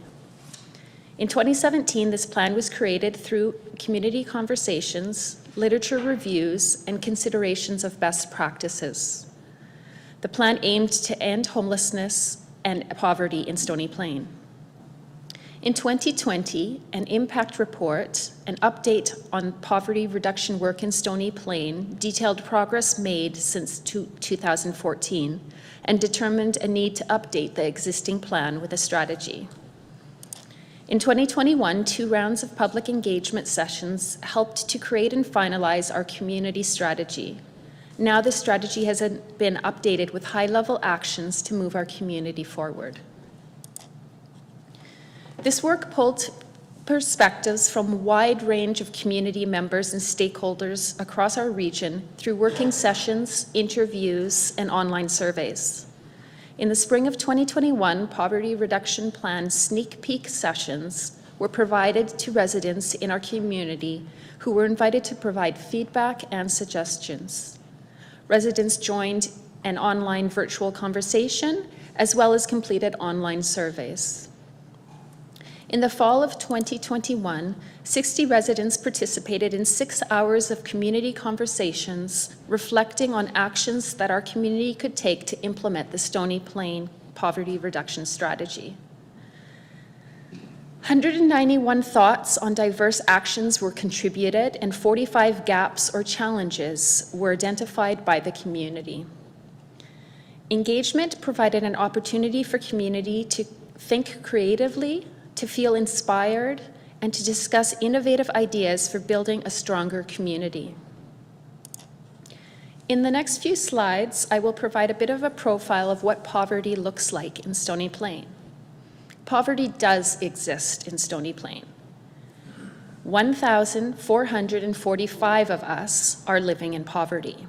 This is according to Canada Stats from 2020, using the low-income measure after tax. It's important to note that 1/3 of this number are children. So that means 8.3% of our population are struggling to make ends meet.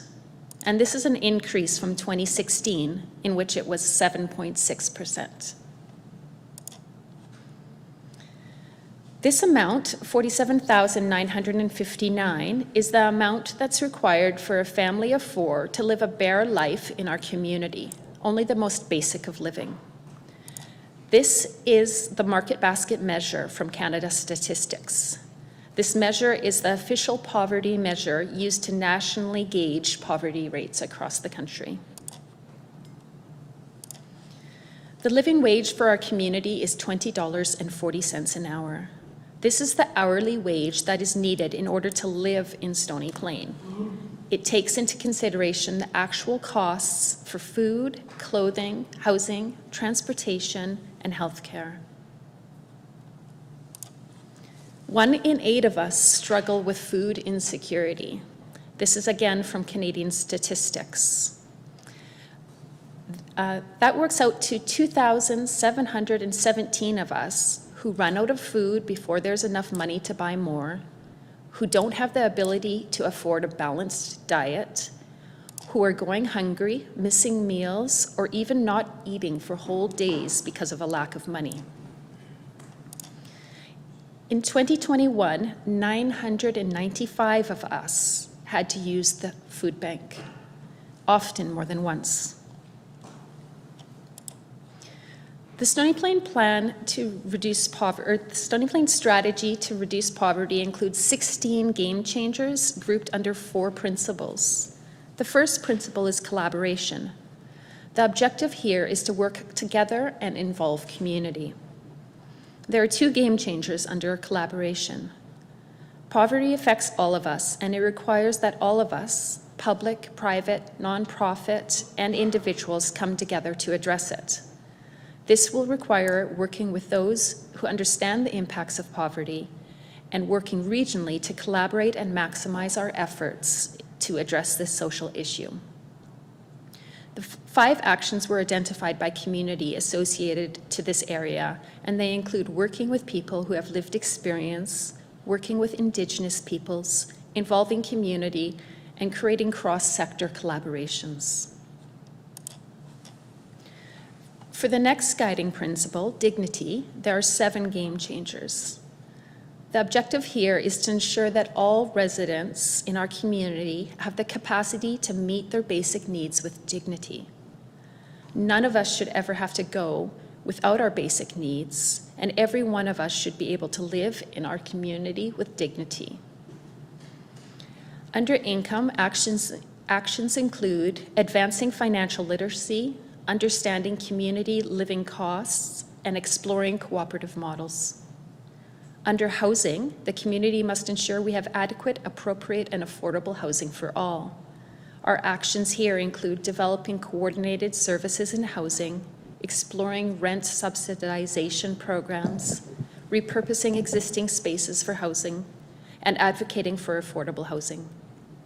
Under food security, our actions include improving access to food, coordinating efforts, and strengthening our food infrastructure. Under medical care, our actions include researching medical inequities experienced by our residents. Under transportation, we look to explore alternatives and subsidize transportation and consider transportation poverty in our planning and development. Childcare is an essential service that allows parents to fully participate in education, training, employment, and community activities. The action under this one is supporting subsidized childcare programs and considering non-standard work shifts for these programs. Technology is becoming a necessity to everyday life. Actions under this area include supporting local technology donation and distribution programs. For the next guiding principle, opportunity, there are 4 game changers. The objective here is to ensure all residents of our community have access to a life full of opportunities. This includes opportunities for physical and mental health and education, recreation and leisure time, and connection and social belonging.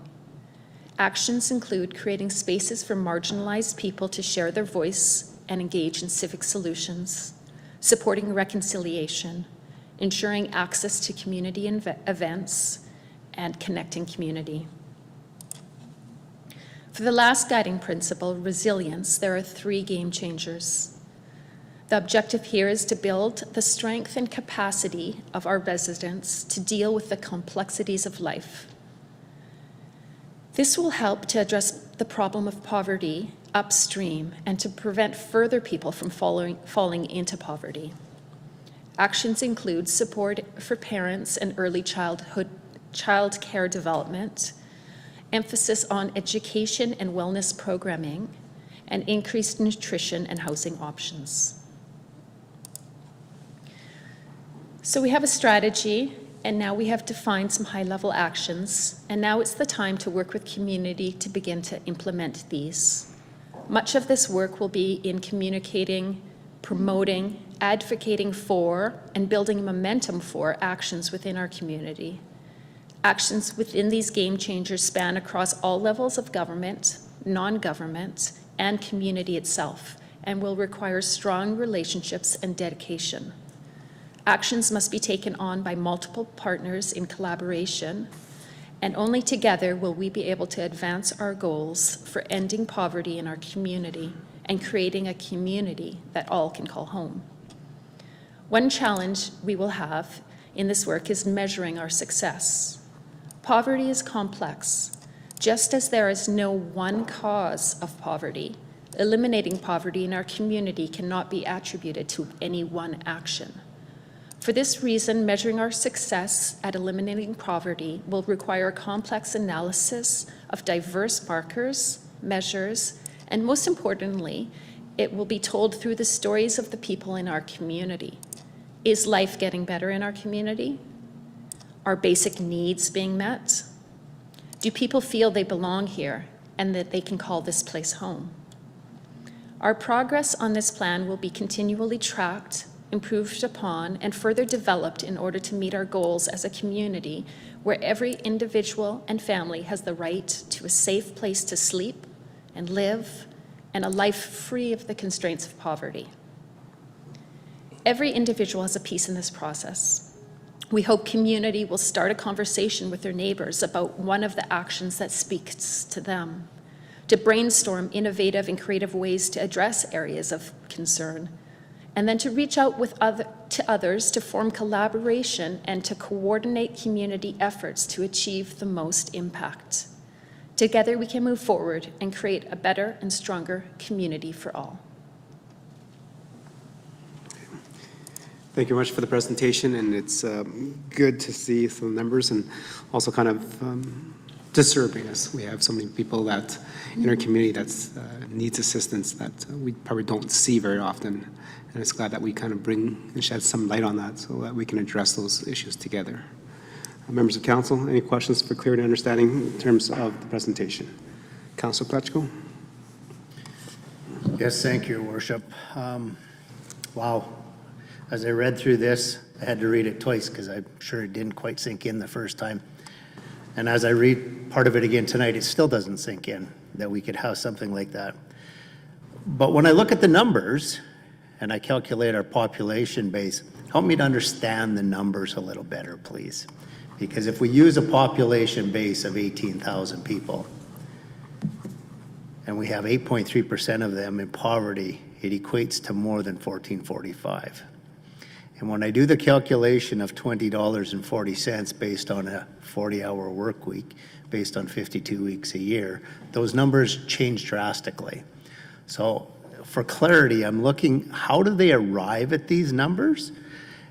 Even the 1 in 8, if you do that backwards off of our population base, that would substantially change. So help me to understand where these numbers come from. Go ahead. Thank you, Your Worship, and through to Councillor Plechko. It is indeed extremely complicated, and I'm not going to pretend I understand all of it. A lot of it is Statistics Canada, and data, you know, is quite complex. So part of the difficulty in this is that they're using different measures. So the first measure, the 1,445 people, this is using the low income measure. And so they have these different measures for poverty. So they have the LIMAT, they have the LIMCO, they have the market basket measure, and they're measuring slightly different things. And that just speaks to the complexity of poverty and how they can measure poverty itself. But those are the numbers that I got from Canada Stats from 2020. And that was, the number was 1445 of us were living in poverty. And then they broke it down to the 8.3%. So I'm not going to pretend I know the math. But I would be able to go back and get clarity on the numbers if you would need to know the difference between those. But those were the numbers that were listed for the low-income measure for our community. I'd just like to understand that a little bit better in proportion to what we're talking about here, because even when you talk about, I'll use a round number, 48,000 is what they say for a family of 4. Of that, how many of that is calculated into an individual within our community that lives in poverty that we're unaware of? So the 47,000 is for a family of 4. Yes. Okay, so that would be assuming 2 full-time working parents, okay? Or 1 full-time working parent and then 1 child taking care of the child, stay at home. So basically, they have this whole calculation with the market basket measure, which again looks at a whole array of the costs of life. So the cost of food, the cost of clothing, the cost of transportation, housing, rent, and they calculated that if there's someone who's making less than this amount of money, that they're struggling in our community. They could be defined as living in poverty. Now, the market basket measure is only calculated for certain areas across Canada. So it's not calculated specifically for Stony Plain.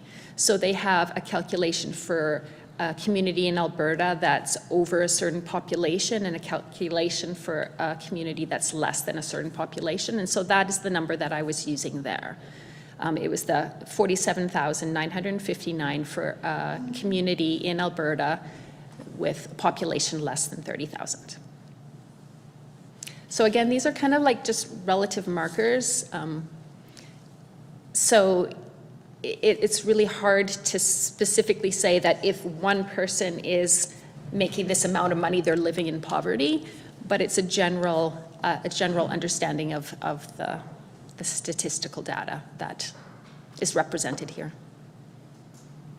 Thank you. Councillor Meyer? Thank you, and through you to administration. I'm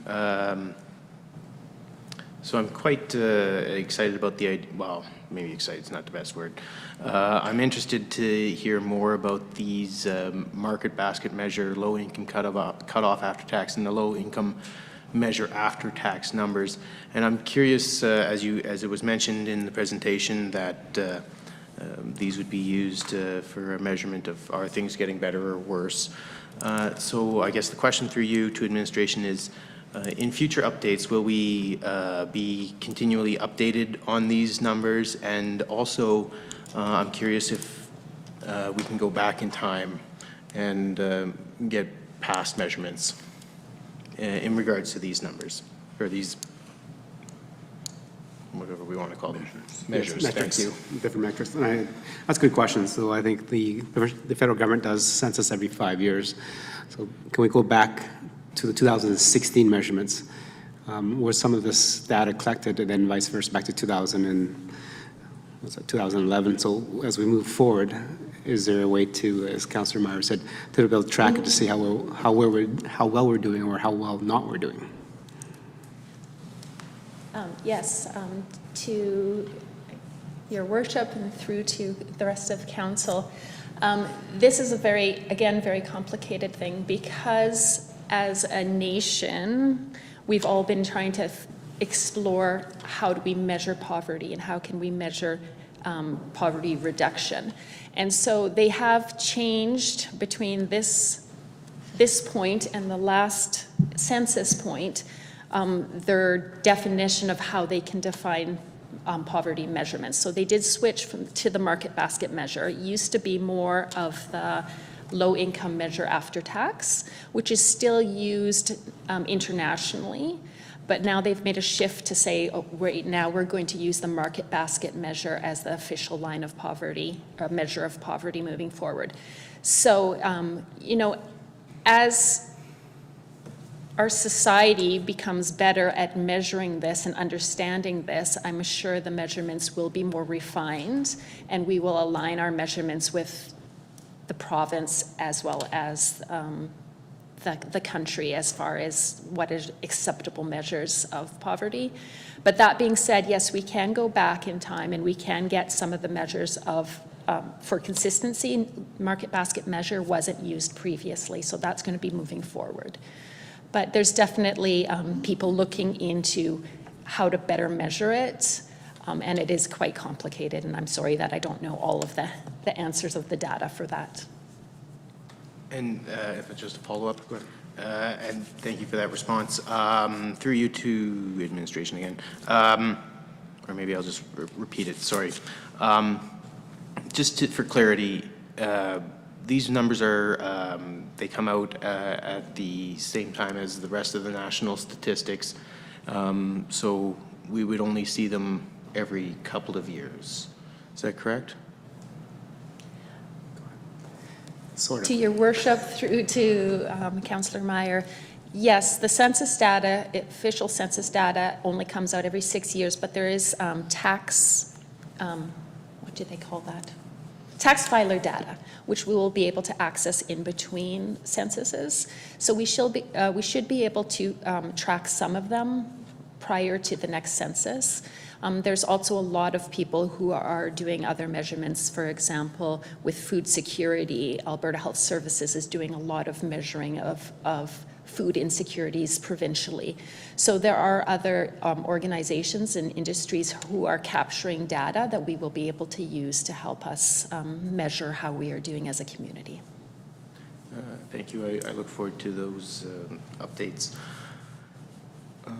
Just another thing too, just to add on to that, Councillor Meyer. So if council is inclined to, definitely as one of these tools that we have as a council is to create a census that offsets the federal census. So if the federal census is every 5 years and the data that doesn't get released until a year later, we can do our own census in between that, so every 2.5 years, and then we can have some more updated numbers as well. But that is also a conversation with council if that's the direction that we want to go.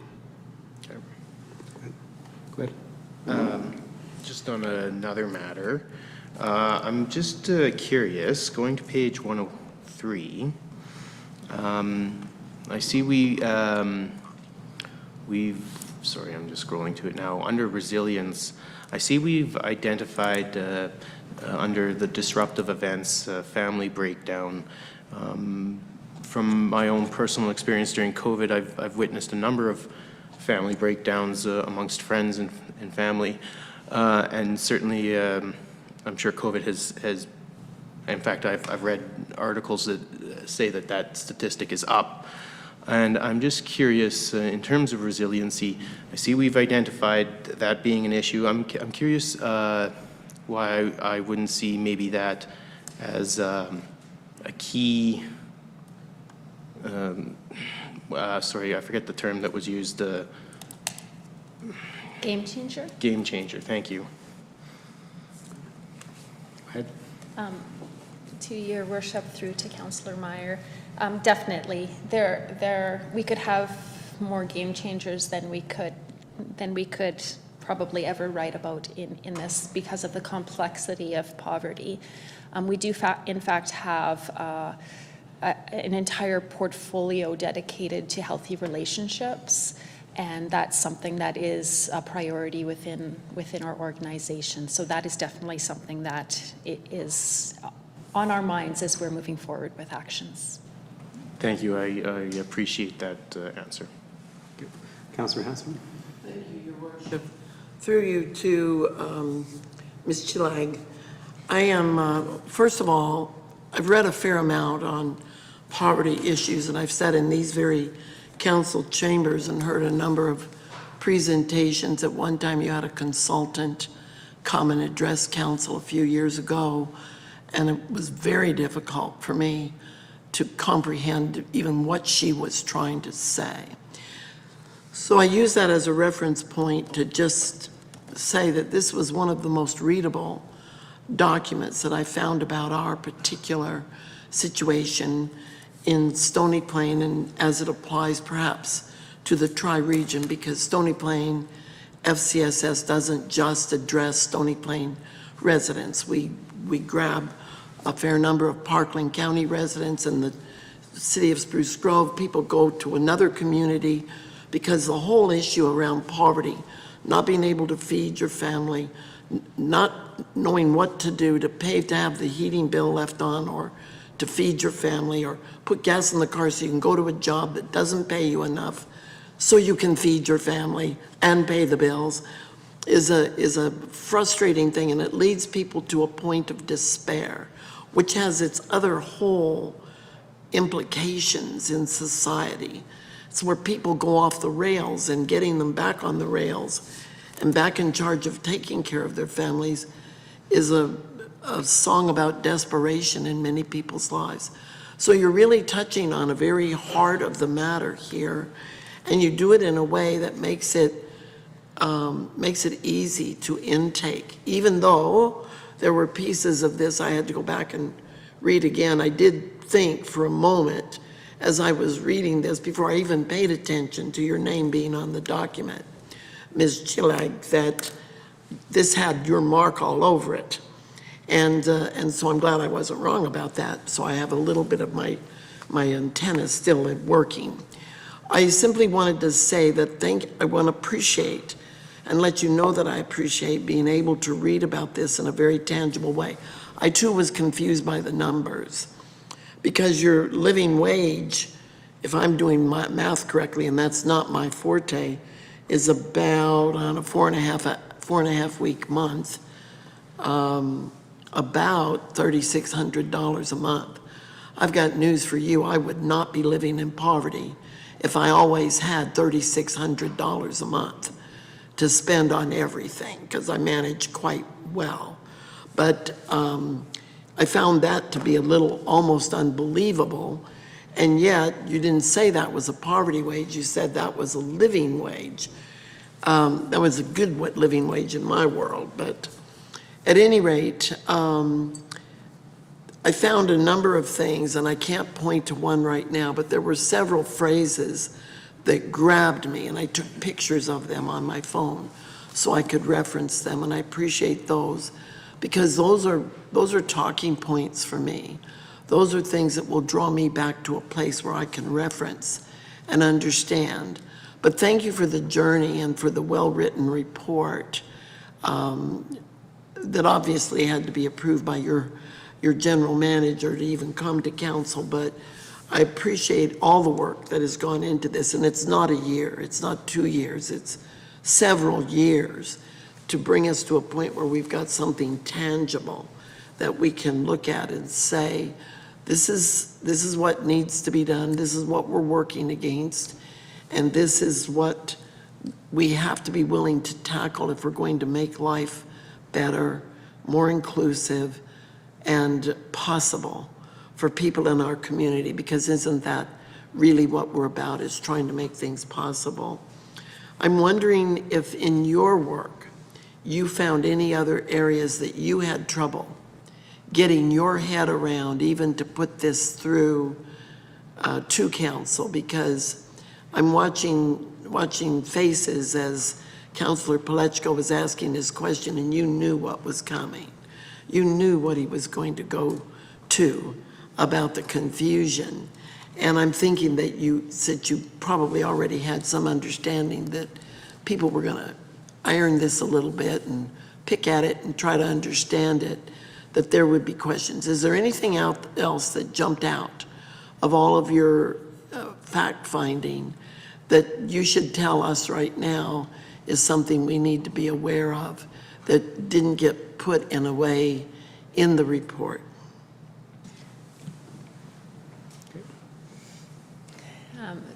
To your worship, through to Councillor Hansard. No, I'm just joking. I don't think so. I think we put as much as we could into this report. There's always so much, as Councillor Meyer pointed out, there's always so many other things you could put in, but we spoke to a lot of people. We've been doing a lot of research, and we've been having a lot of regional work to get to this point. And so, you know, I think this document is a living document, that it's going to be updated, changed as we learn and we grow over the next few years as we develop a better understanding of poverty and how we can address it within our community. Thank you. Thank you. Any more questions for clarity and understanding? Councilor Pletchko? Reference page 129, the Stony Plain living wage for 2022. Seems to me not that long ago, we seen one that was in the $17 range. What I'm curious about on here is we don't talk about the rest of the region and what it costs basically to live in the local area. And I'm wondering how we in Stony Plain look to help to improve some of this stuff as we go along. It's great to have all the stats here, and you go back up to page, what is it? 125, and we talk about a mandatory wage that the province sets out for us to be able to pay employees, and it's 15/13. Kind of makes me worried that our provincial government isn't doing their due diligence along the way as we go along through this as well. But I'm just curious, comparative-wise to the region, where we sit with that comparative to the other two communities that are fairly close to us. Your Worship, through you to Councillor Pletchko and the rest of Council. So the Alberta Living Wage was actually just officially released today, and so that'll be the second part of our presentation this evening, where we'll speak to the Stony Plain Plan. And I will be frank, I'm not actually sure if we're at liberty to share other regions' living wages at this point in time. Perhaps Sherida will touch on that when the next presentation takes place. I do know that a lot of it around the living wage is a need to simply to understand what the wage is to live in our community, and then to work to understand what other services and supports might be available for families within the community and within the greater region that they can access. So one of those things that comes to mind, and this is one of the areas that we've had a lot of discussion about in the Community and Social Development Department, is the impact that transportation has, both the affordability of it, the access to it, and things like childcare. And so with childcare subsidies in place, it shifts what our living wage is and what's required to live a basic or modest lifestyle within our community and in the greater region. I for sure will look forward to hearing why we can't hear. If you're pulling this from the federal government, I'm sure it's public knowledge that anybody could search and find. So I'll be looking forward to seeing why this is not something that we can talk about within our region for sure. Thank you. So, Your Worship, if I may add on, the living wage calculation is a very specific, precise calculation that takes in multiple factors. So the Alberta Living Wage Network site does publish wages. I'm just not sure the stage that they're at with having been shared with their own municipalities, given today is the official launch day of the Alberta Living Wage Network's information. Thank you. Okay. Appreciate that. Then definitely on page 124, we can see 10 municipalities living wage.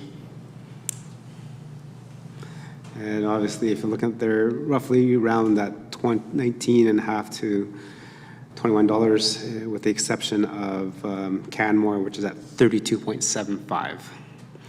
And if you've ever been through Canmore, it is extremely expensive. So I can see why that happens. Deputy Mayor.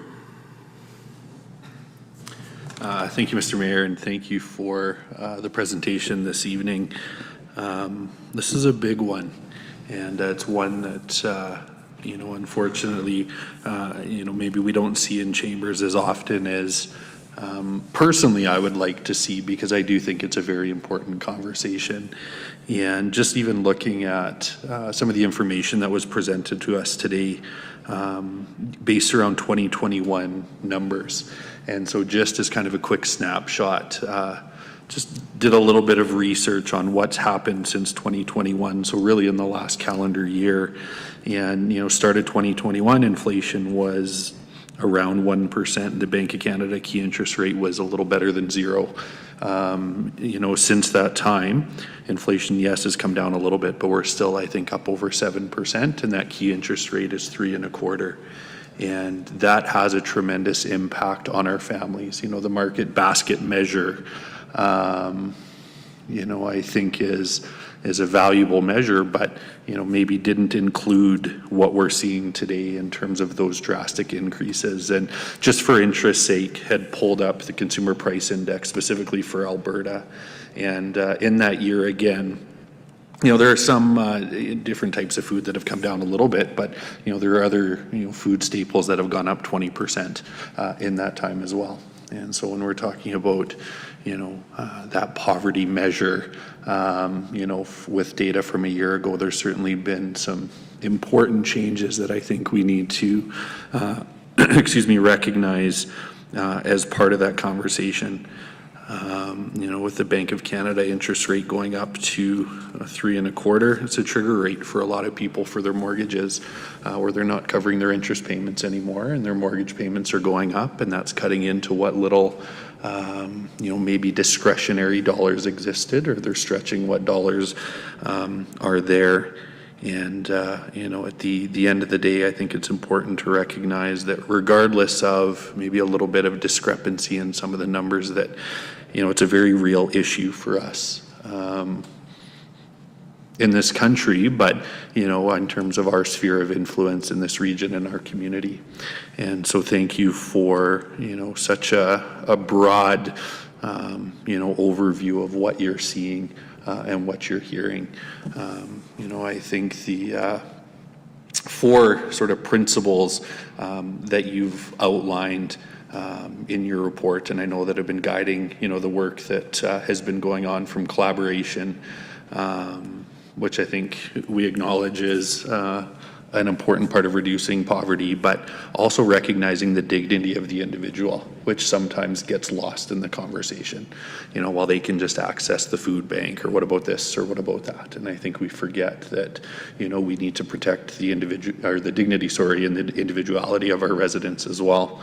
But then your keys move on to, opportunity. And so, kind of what's next, and developing resilience. And so, reading through this along with some of your sort of key actions, I think, provides us a really good framework, moving forward. I'll be interested to see, how things like urban agriculture fit into food security. And I think there's tremendous opportunity there with urban agriculture, coming into chambers in terms of a report for information here recently, and the role that that can have on food security for members of our community, with the new transportation network, coming in the new year, the opportunity there with rapid transit for families to seek maybe some of that employment in an area like Edmonton that has greater opportunity and diversity and employment offerings. And so as we kind of move through this, I see a lot of synergies that are starting to form in terms of where our community is, which I think is awesome. I read through the key actions and I see lots around education and awareness, and I think that is a key. I remember a little bit of a story, but about 18 years ago or 20 years ago, I took a group of youth from this area into Edmonton. And for some of them, we're downtown working with one of our service agencies, saw visible poverty for the first time. And we're absolutely blown away that existed in this country. And, in our greater Edmonton region, but we're even more blown away to realize that exists in our own municipalities of Spruce Grove, Stony Plain, and Parkland County. And so, sometimes what we don't see, it's hard to understand. until it becomes visible to us. And if we're not, seeing it physically, it's through that education and awareness, that you're promoting, I think, that will help people understand the real need that does exist. And so, sorry, lots of comments and commentary, but, just know that the work that is done here is so much appreciated and so timely coming out of COVID with all of the challenges that families are facing. And so, we're excited to see, so how some of these pieces turn into tangible actions with community partners that are working in this space. I know there's been some work done bringing community agencies together to come up with a shared strategy and approach as opposed to working in silos. And I know in talking to some of our community partners, they're already seeing dividends from that work. And so thank you so much for your work there, and look forward to seeing how this flushes out in the coming years. So thank you so much. Thank you for your comments, Deputy Mayor. Councillor Loyens. Thank you, Your Worship. Not really so much a question as it is just general commentary. Upon a quick Google search, again, it was presented that the living wage for Stony Plain is $20.40. Spruce Grove was $20.70.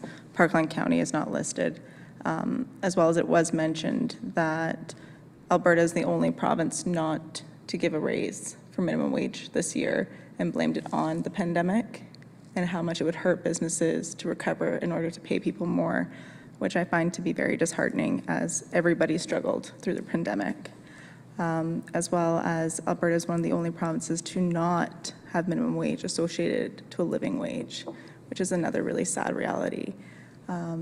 So I hope with whatever advocacy that your group can do or that municipalities can do, we can hopefully change that and we will see our residents in a better situation.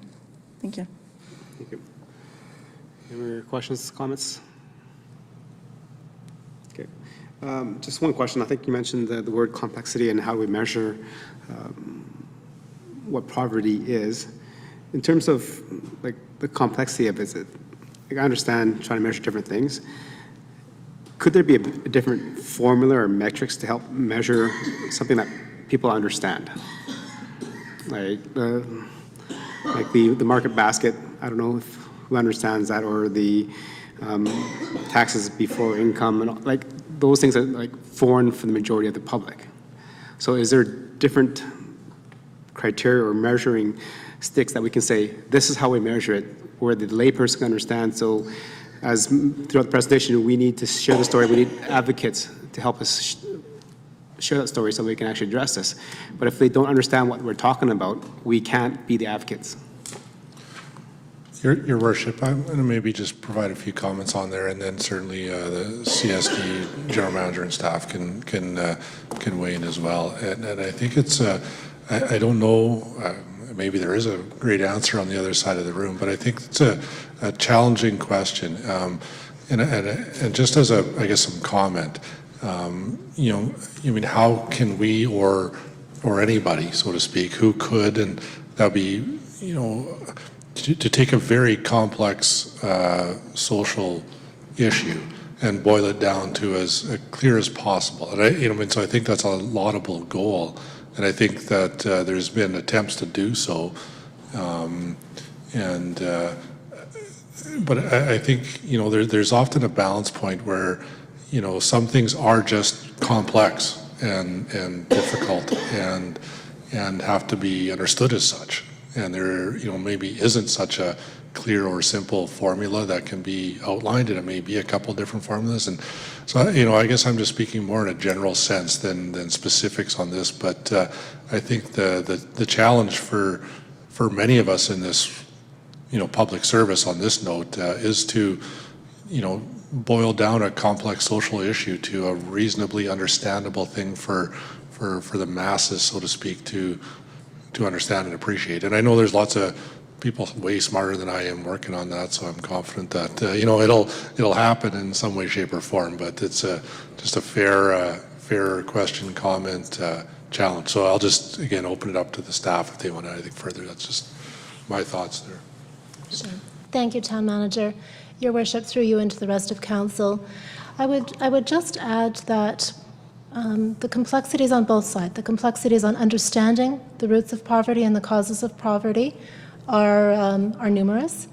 The ability to identify how much poverty exists in a community is also challenging. I think the tool of the market basket measure is a useful one because it can give a very clear picture.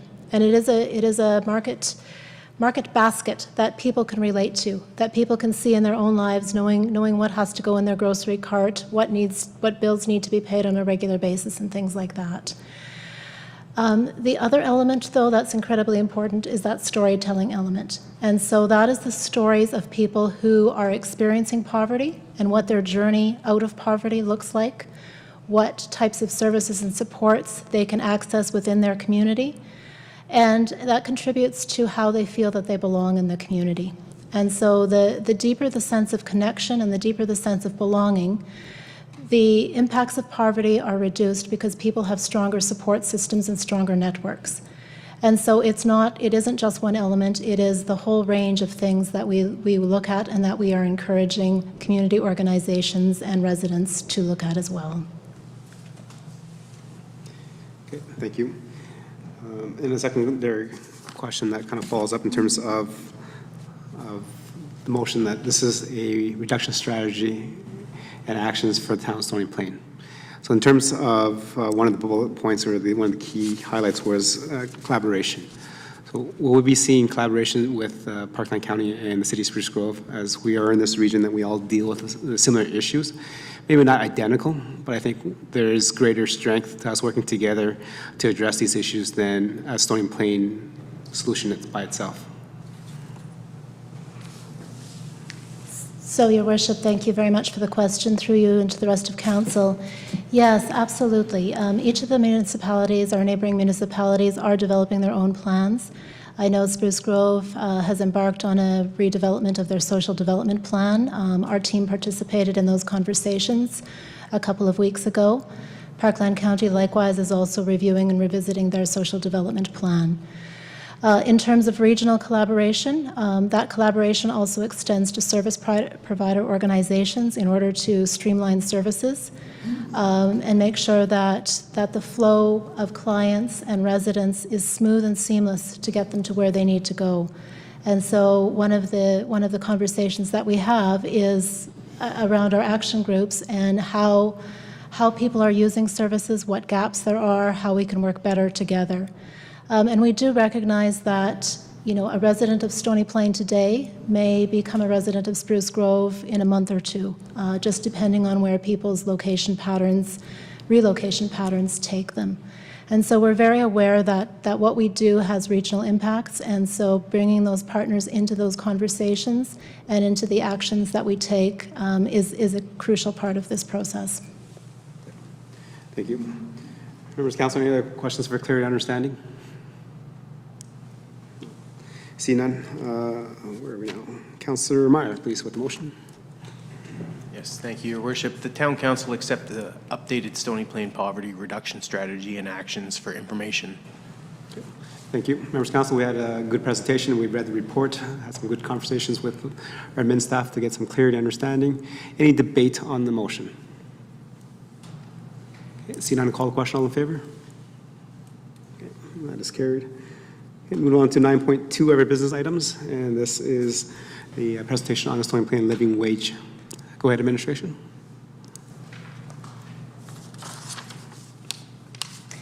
Thank you, Your Worship. I will keep my opening remarks brief, as we've had some discussion on the living wage already. It is intended to be released officially today. The important part, I think, that I want you to take away is that it's a standard calculation across the province. So it's intended to help us provide a comparator level to other municipalities so that we can understand how our residents fare. And with that, I will turn things over to our Community Development Officer with the Poverty Reduction Portfolio, Sherida Chileg. Thank you. So Stony Plain has been a member of the Alberta Living Wage Network since 2020. This network is made up of members spanning communities across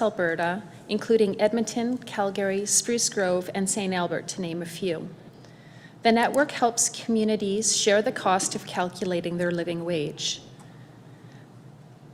I'm happy to present the living wage that has just been released today for our community. It is very important for our community to understand what a living wage is and to know specifically what our community's living wage is.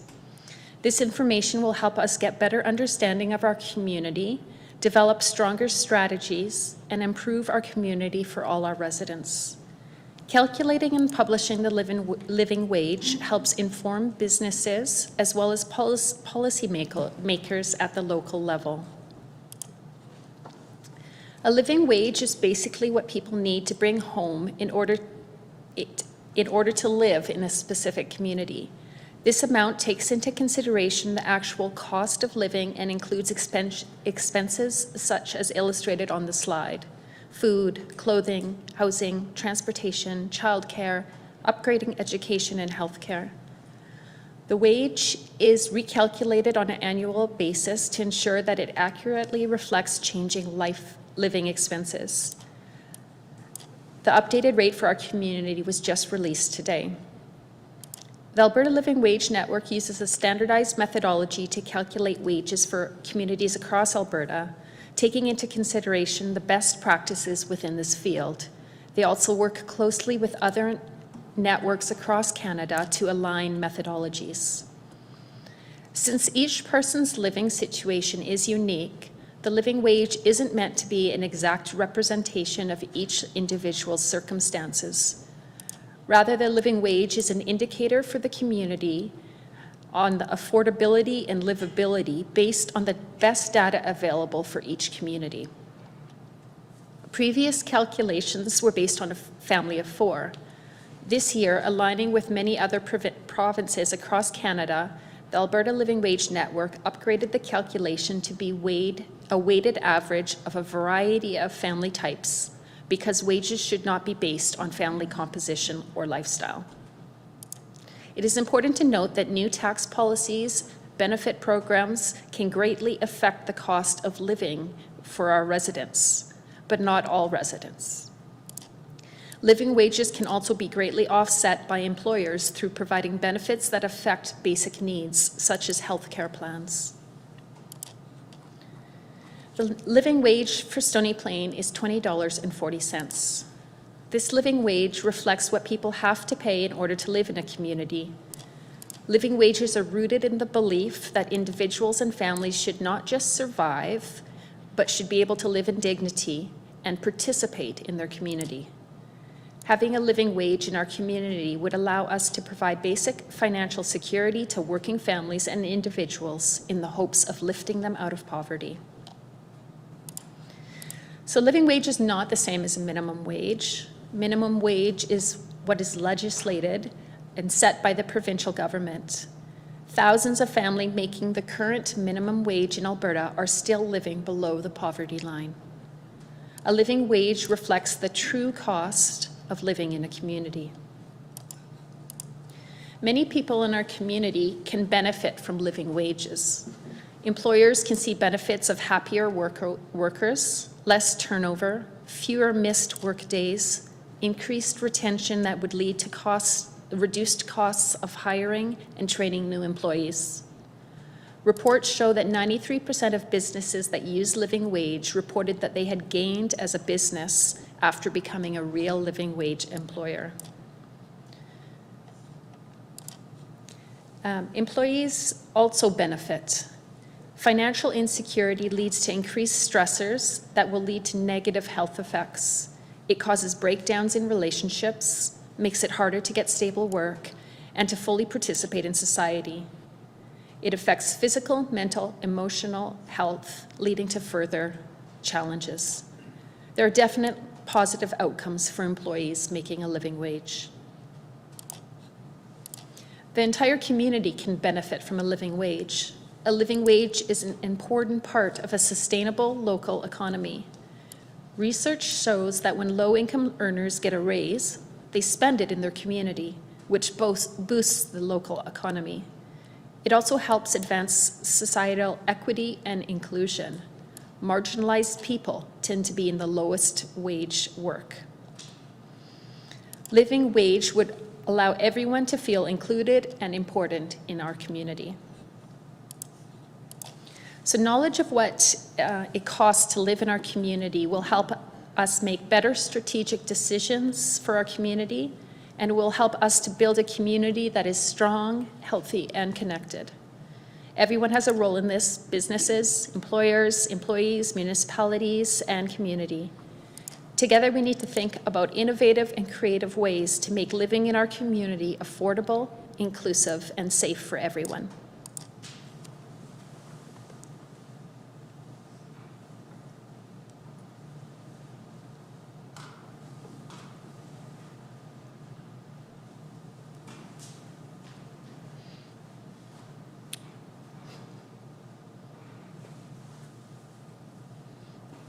Okay.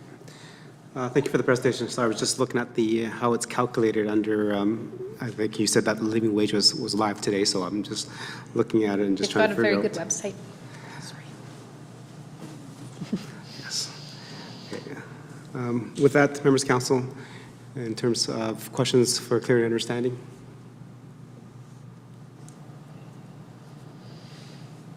Councillor Meyer? Go ahead. Thank you, Your Worship. I'm, through you to administration, I'm just curious, upon adoption of this for information, I'm curious what, where the next step is from here. I referenced the presentation saying it's a voluntary action, so I'm just curious, basically, what the next step is from here. How do we see this exactly rolling out in our community?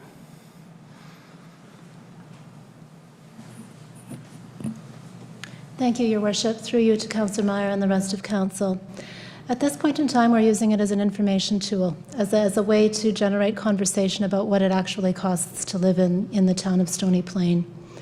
One of the engagement activities that was done leading up to this was a conversation with the Chamber of Commerce, the Greater Parkland Regional Chamber of Commerce, during Small Business Week.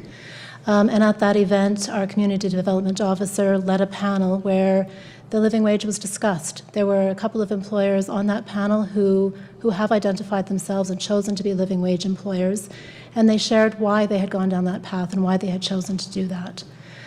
One of the strategies within the Poverty Reduction Action Plan is to engage community and to generate that understanding. And so, what we would hope to do is have those conversations with employers, with nonprofit associations, so that they can understand what it does cost to live in the community. And then we can take a look at what other services and supports are available that might support people who are making less than that amount or living on less that income. Councillor Meyer, anything else to follow up? No, I'm good, thank you.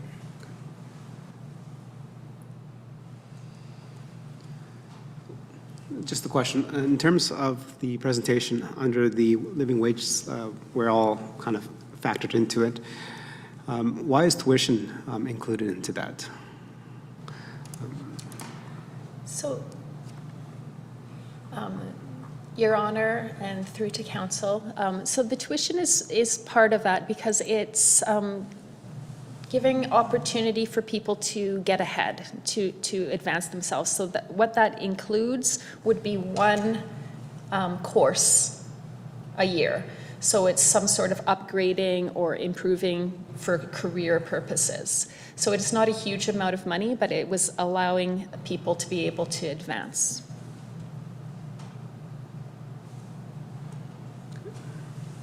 Thank you. Any other questions for clarity? Deputy Mayor, did you hand it up? Okay. Thank you for the presentation. And if I can have Councillor Laurie with the motion, please. Thank you, Your Worship. I'll move the town council accept the Stony Plain living wage presentation for information. Thank you. Members of Council, we had just heard a great presentation, some questions for clarity and understanding, and now I think we're adopting this for information. Not too sure exactly where this goes, as Councillor Meyer asked, like, does that mean that Stony Plain is willing to subsidize a living wage or not, and how does that work going forward to the community? So definitely a conversation that we need to have overall picture of what definitely Alberta and Canada pushes forward with that. Any debate on the motion to accept for information? Seeing none, call the question. All in favor? And that's carried. So, thank you very much. Right, members of council, moving on to our agenda item is number 10, which is council discussion. So anything that members of council like to bring up for just for FYI for members of council, administration, or questions of clarity and understanding to administration in terms of what's happening in your community. We'll start with Councillor Loynes. Go ahead. Thank you, Your Worship. A couple things for me today. I just wanted to mention that MAD's holiday campaign kicks off on the 16th. Again, talks about drinking and driving and not to do it. Don't do drugs and drive. As well as World Preemie Day is on the 17th. That 15 million babies are born a year premature. That means about 1 in 10 babies are born early. So I thought that was really interesting. I know it affects some people very near and dear to my heart. And as well as our Moonlight Madness sale is on Friday, the 18th. So go out, shop local, and support our businesses. Thank you. Thank you, Councillor Loynes. Councillor Hansard, anything to add? Just, Mr. Mayor, encouragement to everyone, especially those who are listening virtually to this council meeting, to please shop local if possible. Stony Plain first, then Spruce Grove, Parkland County, and then wherever else you have to go. But please bring your business if possible to Stony Plain merchants. They are, after all, tremendous servants to our community, and we want to bring our business to them. Also, I'm looking forward to Light Up, hoping Santa is going to be on time this year, and that we have nice weather. Your Worship. Thank you, Councillor Hansard. Councillor Pletchko. Nothing this evening, thank you. Okay. Councillor Laurie. Thank you, Your Worship. Just two quick things for me. A special thank you to the Legion for the Remembrance Day ceremony last Friday. It was great to see the turnout that we had for that, and to get back to that regular commemorative event that we have. And so fantastic to see that. And the other thing is just a reminder as well is that the Kinsman Christmas Hamper kicked off this weekend.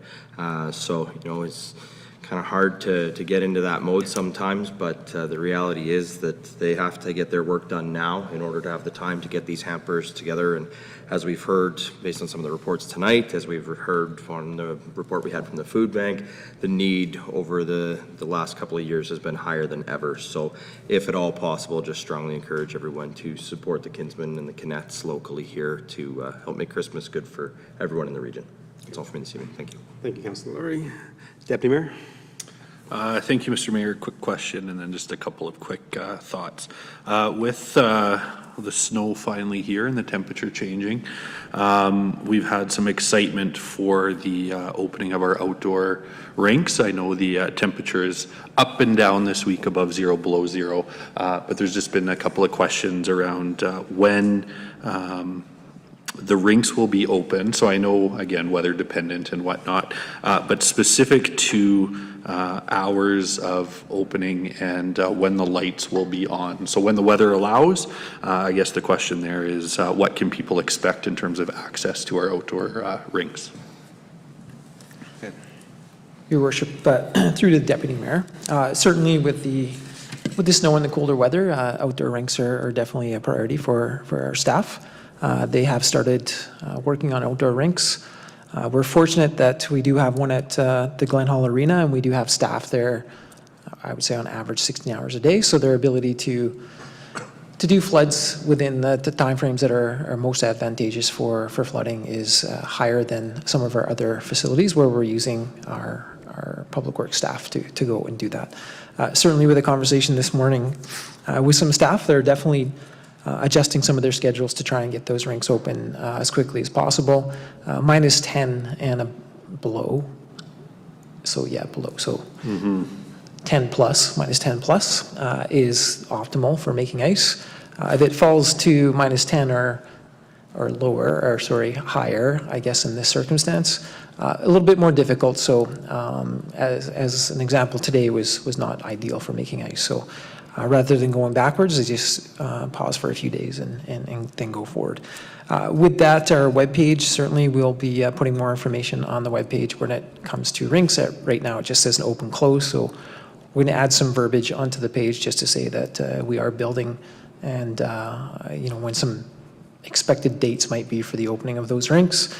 Of course, the weather certainly puts us back a little bit. Priority for rinks would be to get one leisure ice open, which would be Rotary Park. It's the largest leisure ice surface. And then the priority for what we would call sticks, whether they be ringette sticks or hockey sticks, would be Glen Hall, because we have a higher ability to get that up and running sooner. And then the other boarded rinks and the oval over at Fairways would certainly follow once those two are up and operational. Perfect, and I appreciate that. And if I'm not mistaken, maybe just, confirm this for me, there is an opportunity for residents to subscribe to updates on those outdoor rinks as well if they go to the Stony Plain webpage. We do have an update opportunity for people, for sure, and they would get those critical updates as they're released. Sorry, I missed your other question around lights. Definitely when the lights, when the rinks are ready for use, we do have some lighted services that typically around that 4:30, 5 o'clock they pop on, and they'll typically pop off around that 9:30, 10 o'clock. Glen Hall, as an example, is used for a rec hockey program. So those are recreational hockey enthusiasts that can't get into the indoor ice because of availability, so they certainly have some scheduled time at the Glen Hall Arena. Perfect. And sorry, just one more thing, Mr. Mayor, if I may. Moving forward, certainly we'll be putting some language out about pushing people to rinks of their choice. In terms of leisure ice would be the Oval and Rotary Park. Definitely do encourage people to enjoy all of the rinks as they're able. However, if you're leisure ice skating, there could be some ability to be sharing the ice with people that are using sticks and pucks. So just want to make sure that we'll put some language on the webpage, just identifying that to people that there's a lot of users. So please, please be mindful and cautious when different types show up to use those surfaces. Awesome. Thank you so much for those updates. I appreciate that. And then just my couple of quick comments actually are just to echo Councillor Laurie. Huge thank you to the Legion and the servicemen and women in our community for their service and sacrifice, and to your families. We are grateful and we are thankful year-round, but this is a special time really to acknowledge your sacrifice and service. To those families, we thank you. And then just to echo the kinsmen as well, they're raring to go. You'll see the bins up and around the community. Cookies, Smile Cookies at Tim Hortons is coming down, I think the first or second week of December. So lots of opportunity to support the community, and we look forward to the community's partnership in that. Thank you, Deputy Mayor. Councillor Meyer. Thank you, Your Worship. I would also echo my fellow councillors' words of appreciation in regards to the Legion's Remembrance Day ceremony. It was well attended and a nice change after a few years off. I also would like to take this opportunity. I bungled my opportunity to thank administration last week for their efforts in regards to the corporate plan. It's a year-round effort, involves all of our different departments of the town, and just wanted to say thank you guys for those efforts. Thank you, Councillor Meyer. And I think most councils mentioned a few things such as Remembrance Day and the Kinsman Happers. So definitely, if you can, participate and have the opportunity to donate some dollars or some toys for the Christmas Happer is well received by the community. And also the town of Stony Plain is also doing a Toys for Tickets campaign as well, again, as in previous years. So if you receive a municipal enforcement ticket, so something regarding a bylaw ticket, instead of paying the ticket, you have the opportunity to drop off a toy that pays for that ticket instead. As well as the town of Stony Plain's town Christmas ornament is out and about. I believe it's over at the chamber offices. Right? Yes, there, right? Chamber offices, and I think there's about 250, so it's first come, first serve. Definitely something that has been happening the last few years, and it's always kind of good to have a kind of a remembrance of the different ornaments that have gone through the years, and they're all local. Well, there's a tender that goes out each and every year for a local artist to sign up for this, and then they get picked, so it's nice to have some kind of a local Christmas ornament.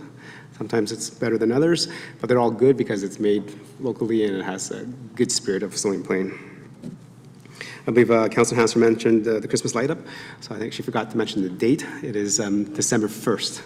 So if you plan to come another day, it would not happen at that time. This year's Christmas light up happens December 1st.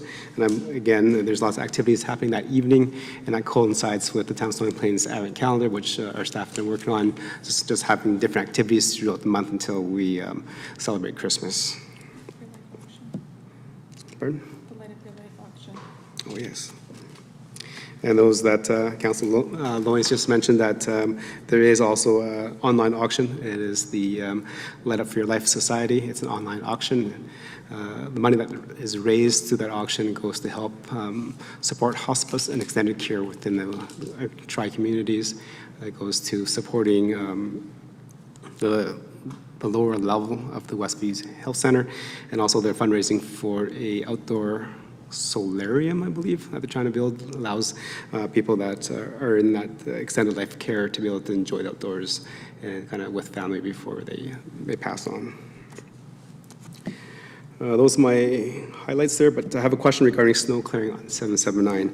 As mentioned by Deputy Mayor, that the snow has come and snow is melting. But with on 779, this is the first year I've seen that they've plowed it to one side and taken up about a third of a lane. Is there any rationale for that, or is there something else happening that will be picked up? Usually snow is picked up from 779. I got it. Thank you, Your Worship. I think probably what I would ask, we can check in on the maintenance there and just provide an update via email, just to make sure we're saying exactly what has happened or what will be happening and so on. I'd just like to take the time to make sure we're clear with the response we give. So.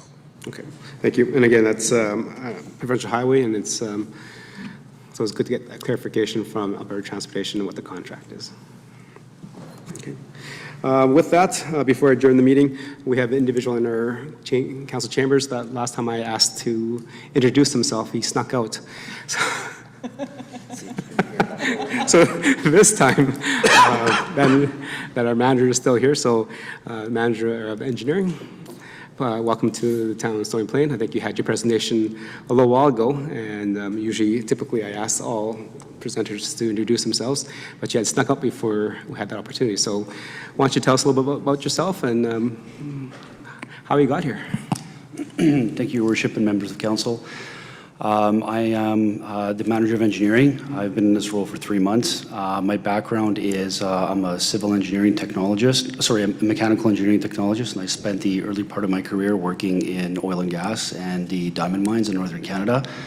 I was spending a lot of time away from home, and as such decided to change my career path to something more local. As a mechanical engineering tech, it was a little bit hard to find work, so I moved into the civil world where I did land development design for one of the local consultants. Worked there for a little bit and went to university at the same time. Graduated in 2008, and since then have worked in consulting for a little bit, continued with land development. Worked in commercial construction for a couple of years. Worked for the town or the city of St. Albert in various forms as the manager of capital projects, the manager of engineering, acting director of engineering, and as a city engineer. And I left for a little bit to go to private land development, and I made my way here. So quite a diverse background. That is a very diverse background, and I look forward to having your inputs in the growth of our community. Thank you very much. And with that, we are adjourned. Have a good afternoon.